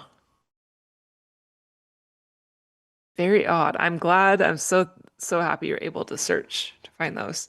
Yeah, and I think I missed it during our tingle, and I don't know why it's not in my notes here, but the bee on a pistol buzzing in their belly, the excitement, could also connect to that kind of nervous system connection. Yeah, that's good too.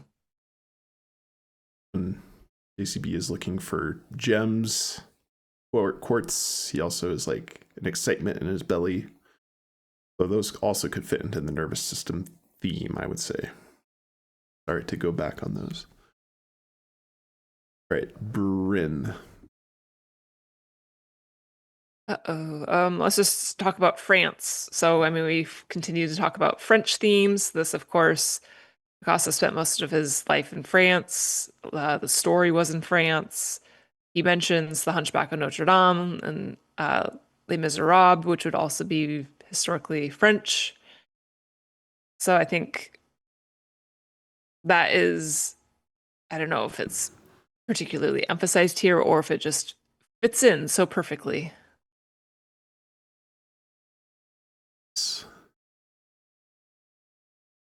Cody. I think you already mentioned this quote, but I'm not sure if you talked about the thought I had on it, which is Pablo could not extract Jacqueline from the contours of his mind. Mm-hmm. The contours really stood out to me because that's like the name of the lines mapping elevation, right? So anything that's like has to do with map terminology always tickles the old spidey senses. Tingle. Cool. Going back to the French connection here. Then one summer day in Madura, France, Pablo met Jacqueline. And the weather wasn't particularly beautiful in Madura that day. Madura is not a city in France. Madura is just the name of the workshop that Pablo Picasso had a ownership stake in. That's not actually a place that you would say like he's saying it in this chapter. Really? Interesting. I didn't even fact check that because it seemed like So it's referencing a place called Atelier Madura, located at 13th Avenue Jean Giberno in Vallaroux, near the Canes on the French Riviera. So the city should have been called Vallaroux, Vallaauris, Vallaroux. So why did he say Madura, France? That's not the name of an actual city in France. That's the name of the workshop, the clay workshop that Pablo Picasso worked in and had a studio out of. And he doubles down, mentions it twice. The interesting connection to this is, not sure if I have the right notes. An atelier is a French term for the workshop or an artist's studio. And then we also have the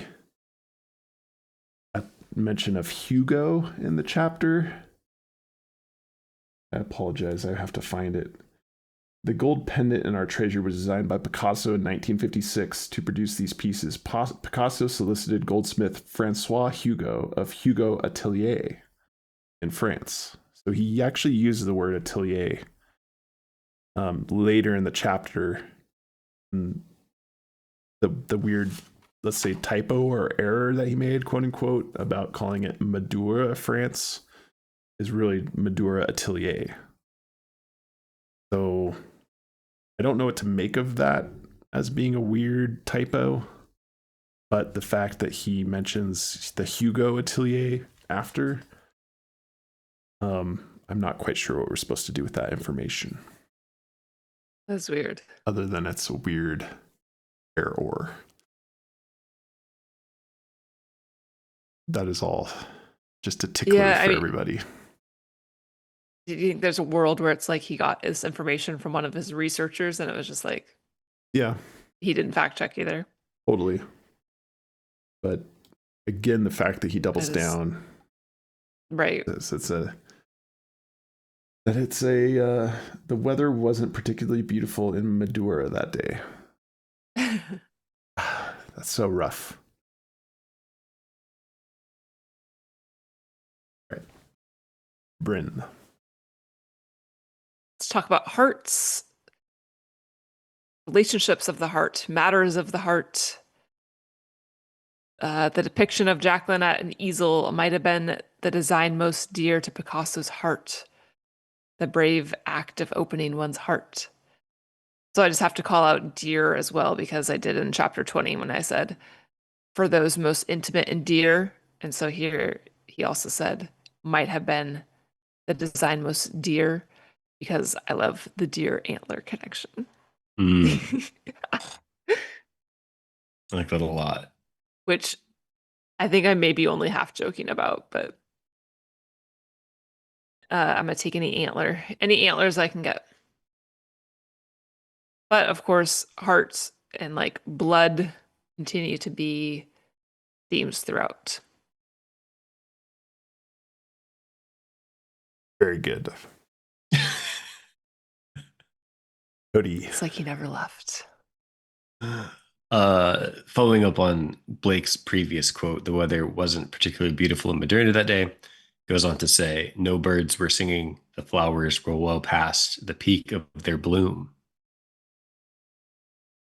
I meant to look in to see if he had like some reference material that would mention it. Nothing is going to mention that there weren't birds singing in Moderna, which isn't a real place. The day that Pablo met Jacqueline. It's like, why is he saying this? Obviously, he could be saying it just to make it like more flowery language, but no, I mean, oh, come on. This is an excellent point that I did not consider. No birds were singing that day when Pablo met Jacqueline. Yeah. And the flowers were well past the peak of their bloom. And how did he know the weather wasn't particularly beautiful that day? How do we know that? He doesn't. That's the point. I mean, I could see how he could have reference materials maybe that talk about like the weather being subpar, but then doubling down with like no birds are singing. That's come on.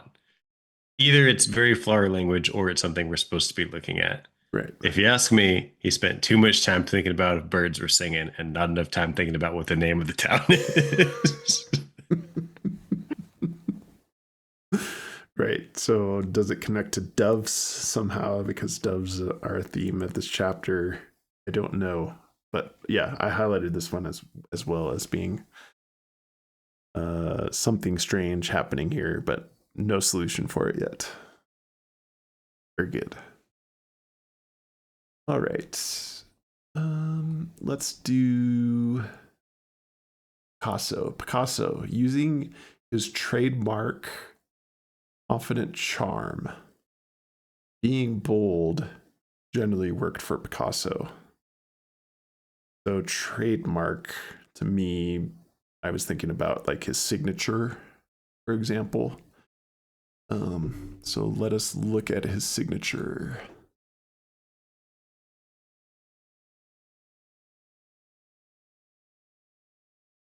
But Picasso is actually known for his underlining his name on his signature. So I thought that was strange because it's right next to the word bold, which are kind of like underline and bold are like two typical,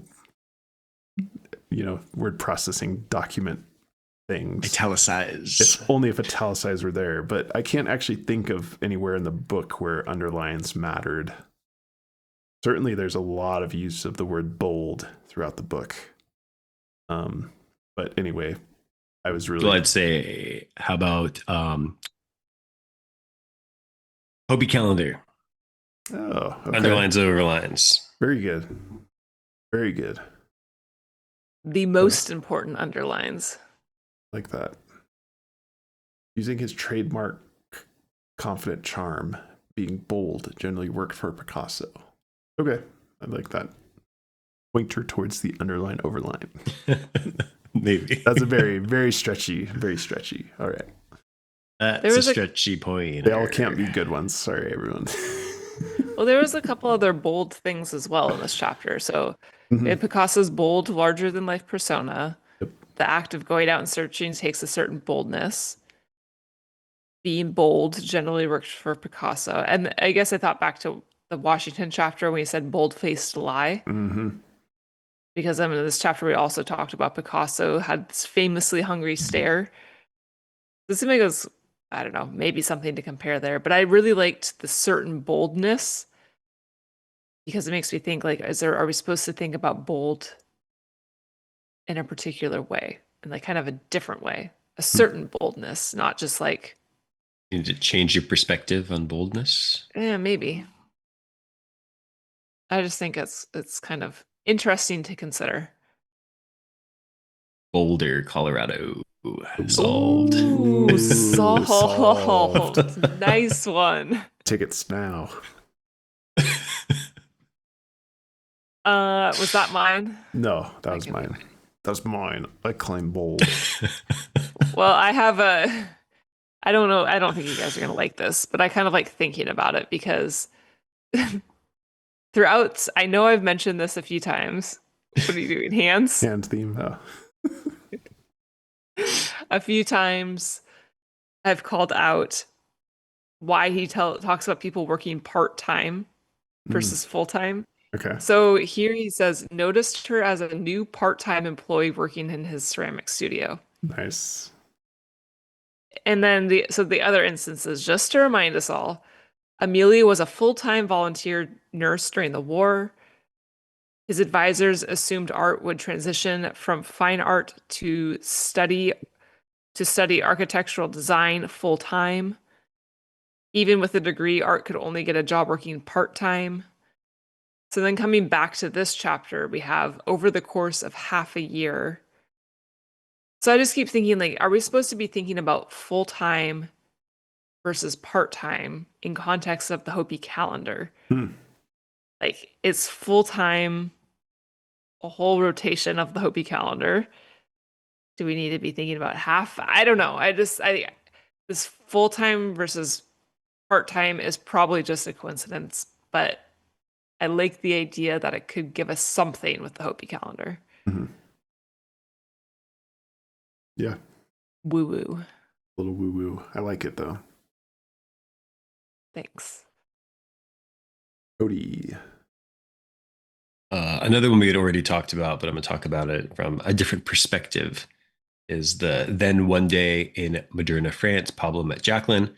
Totally standalone line, like textually, like paragraph, space, that line, space, new paragraph. And I think it's the only time that I can think of in the book that he chose to do that.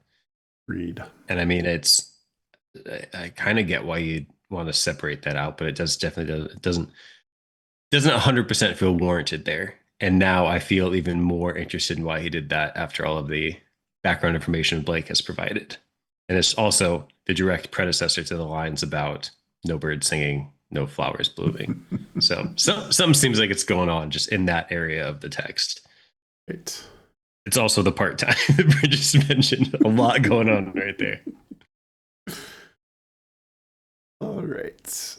Heavy. So a couple things on fire. Seeing Jacqueline at her home had only inflamed this feeling.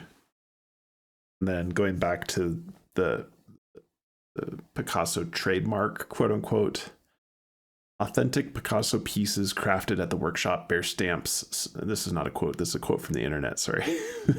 Authentic Picasso pieces crafted at the workshop bear stamps, such as the Madura Plain Faux, which means Madura Full Fire. So those are the pieces, the clay pieces out of Picasso's clay workshop, where Madura Full Fire as quote unquote trademarks. I went down the signature rabbit hole a little bit further. Nice. These markings are critical for authenticating and valuing his ceramic editions.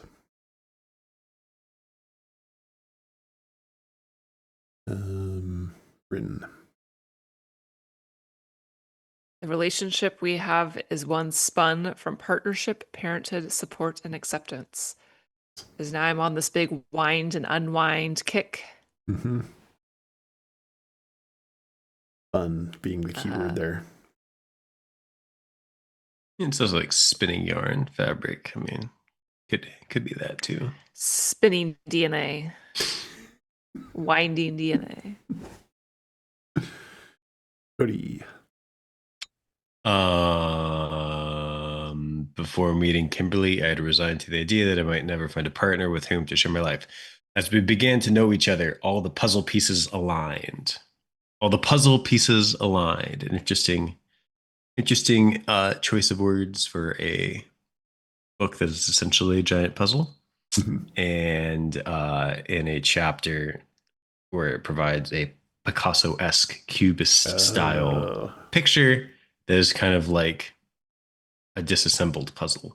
So I'm wondering if that could be a reference to somehow solving the photo, the dove photo, cubist photo that's in this chapter. Or it could be a pointer towards that being some sort of puzzle. Interesting. That's good. I like that connection a lot. All right, my last one. I believe there is a manual addition by JCB to this image in the digital form. And I believe it is this little circle here. I think that this circle is important and was added by JCB post AI production. The reason I think that is mainly based on the resolution. If we zoom in on this, you can kind of see everything is pretty pixelated when you zoom in 4x in the digital editions ebook. Except for this circle, it's actually very sharp compared to the rest of the image. So you zoom in a little bit. So definitely you can see the pixelation now. And then when we get over to this circle, it's actually very sharp compared to the rest of the image. I think that that is an addition into this image by JCB. I don't know what to make of it.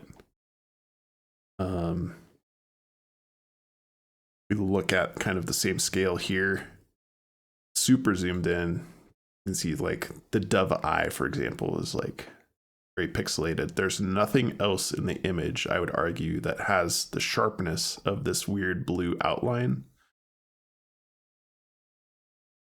in the rest of the Picasso image. That is unique, in my opinion. So what do we do? That is an awesome find. What do we do? What do we do? What do we do? That circle. Now that you pointed out, and I look at the image, like the circle also just feels very out of place. Mm-hmm. Yeah, there's nothing else. I mean, kind of this quote unquote eclipse. Yeah. So something odd is happening with this circle here. Just wanted to point that out to everybody. That is a really good find. Excellent. I had also picked out that circle. Really? In addition to a couple of other things. Okay. One being the yellow line just to the right of the circle, not just to the right, but to the right of the circle. If you zoom in on that, it's like also looks like Microsoft Paint and also kind of shares similarities in resolution to the circle, which why have a line there? It almost makes it, actually, I just think I came up with a theory right now. Why? Okay.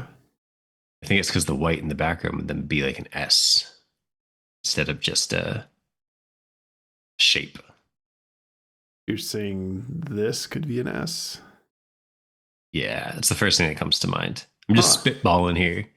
But I don't know how much you can zoom in on that line there. Not too much, but let me get the digital editions out. We'll zoom in more closely. Okay. Yeah, I mean, there's definitely an argument to be made for like letters in this. Probably most prominently the B on the left-hand side, like what looks like a 9 under it, I guess. Yeah, let's wait just a second to talk about that because I want to also. I'm interested to see what letters and numbers you guys saw. Because I also saw it's again going to be kind of like the purple image, not to go down that rabbit hole again, where you can probably the more you stare at it and the more you kind of loosen your own personal tolerances, the more letters and numbers are going to start to stand out. But there's some that I think are arguable. Yeah, that's a good catch there, Cody. Yeah, the yellow line's weird. Are you at max zoom in right now? I am, but let me attempt to So or enhance. I would then say stay where you're at, actually, if you don't mind. Sure. The gray line to the right of the yellow, Right here. that looks the same to me as the yellow. Interesting. And also the red to the left, up kind of left of the bird leg. Like, are those 3 lines that could be used? Like this one? Yeah, those look different than the other lines. Like, they're crisper. That one looks more pixelated to me. I was going to say the same thing. I could maybe get on board mostly because of the top and bottom of the gray one with the yellow one. Yeah. The red one feels like it's part of it's with the main picture. Agreed. Okay. Eagle eyes over here. I actually fed this into AI and said, "Hey, can you separate out?" No, don't get too excited. I said, "Can you separate out the layers of this image based on resolution?" And it worked on it for like 20 minutes and then timed out. Oh. And I didn't try it again, but that feels like something you'd be able to do with AI is be like, you should be able to like tell the resolution of the different elements and pick them out. Yeah. Maybe Claude can try that one. Yeah, I think I agree with you, Cody. I mean, just look at the border between this differentiator and this. I mean, it does look like Microsoft Paint. You're right. And then if we go over to the spray paint tool, it's the spray paint tool. And if we go over to this gray line, I mean, you're kind of getting the remnants of at the ends there, but yeah, certainly it's more sharp, I would argue, than compared to the line on the left here. I found something that looks out of place in this image. The Bryn, the line that you were looking at here. I mean, yeah, you're right. That's pixelated. Right. And then, I agree. Sorry, Cody, you said one more thing, I think. Yeah, and I think this one's nothing, but just in the black area just above where it says page 192. Okay. I don't know. And this could also be spaghetti on my book, so it'll be interesting to see. Oh, okay. That just looks like, I don't know. It's weird for it to be AI noise. It almost looks like. Oh, yeah. You're talking about the little red line? Sorry, you guys can't see it. Yeah, there's a little red, like almost like a scratch. Like if this was an actual painting, it would be like it got scratched by something. Yeah, sorry, I cannot not quite get it on the screen here. I apologize. There. Yeah, good catch. Oh, okay. And that one feels like less interesting, I guess is the only way to put it. Because it's like not a real shape. But I don't know. I think there's things in that painting, I'm sure, to be found. I just got to figure out what they are. But yeah, the fact that we're kind of seeing where some things were probably added after the fact. Right. Seems likely. Yeah. Are we still talking about things that we see in the picture? Yes. Yeah, let's do that. So I just want to call out, and this, this definitely looks less added in after the fact, but I think it's really interesting to compare. Okay, how to describe it. So if we all agree that we see kind of like a B on the left-hand side of the letter B, just to the right of that, there's like a arrow that swoops down to the left and points down almost. Where do you see the B? Right here. You're on it right here. Yeah. Okay. So then just to the right of that, in like the grayish blue color. The grayish blue color of this. Yeah. So if It's that's like arrow. half an arrow pointing down, Okay. This is also the tool that JCB used to draw the yellow line. And then there's also a similar like half arrow pointing down if you just go straight up to the very top of the image. And I think those just kind of jump out to me because we have the same like swoopy down arrow in the picture of the trees on fire. Oh, interesting. This, of course, would be a lot harder for JCB to implement. But if we were to say like, I mean, it would be just as hard to do the B or the 9, Mhm. for instance.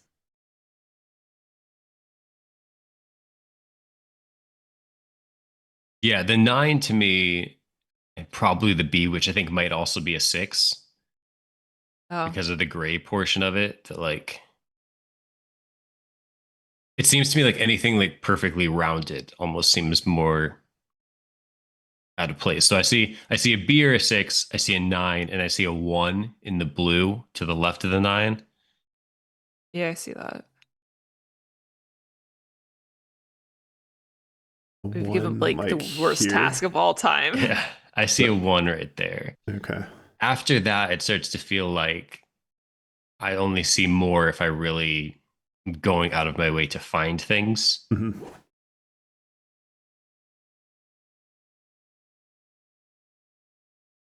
So what we got? We got a 6, we got a 1, we got a 9, we got a S that JCB created, and we've got a mystery circle. What do we do with this line that JCB quote unquote added? You know, we have a mystery dot here. I feel like that big dot, like, I mean, we also have, when you think about this picture of the stars, Mhm. there's like a prominent star. We have the boy doing the layup. There's like that huge ink blot dot. Mhm. Like, are those all kind of representative or symbolic of the same thing? We're to line them up. Line them up. Yeah. Interesting.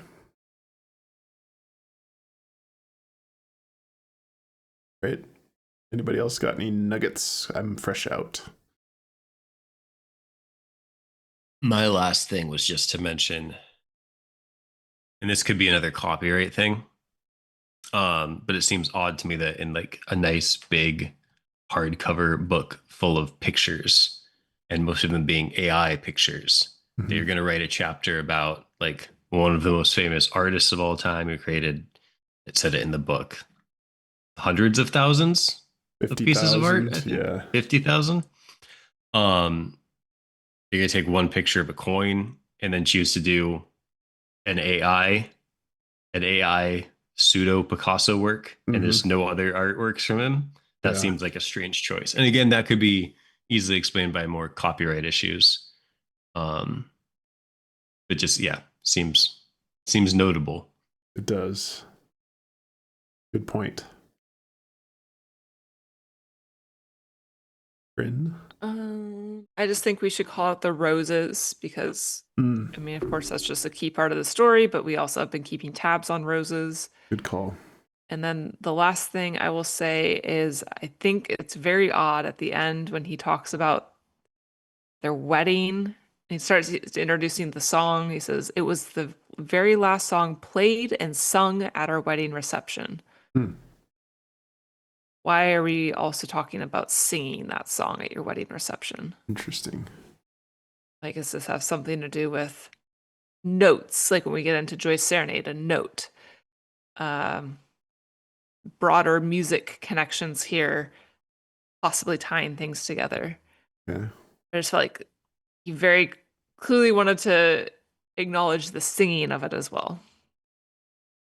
And it could Great, just be a great reference catch. to the subtitle of the last chapter, or the title of the last chapter. Sorry, just sing your own special song Okay. as he's introducing that song. Yeah, you're right. That's a good point. Okay. I would like to apologize to the audience for yawning 30 different times during this episode. I've had a long day. It's kind of late. Do we bore you? No, I've been having a lot of fun. It's We have involuntary. to start recording in the morning with cups of coffee. Great. I think that's the episode. Any parting thoughts, or should we log off. Chapter 23 coming up next. That's exciting. It is. Then who knows what we'll do after that. We have some plans, so nobody worry. We have plans. Big plans. All right. Thanks everybody for tuning in. Sorry this is a longer episode. We'll see you guys next week.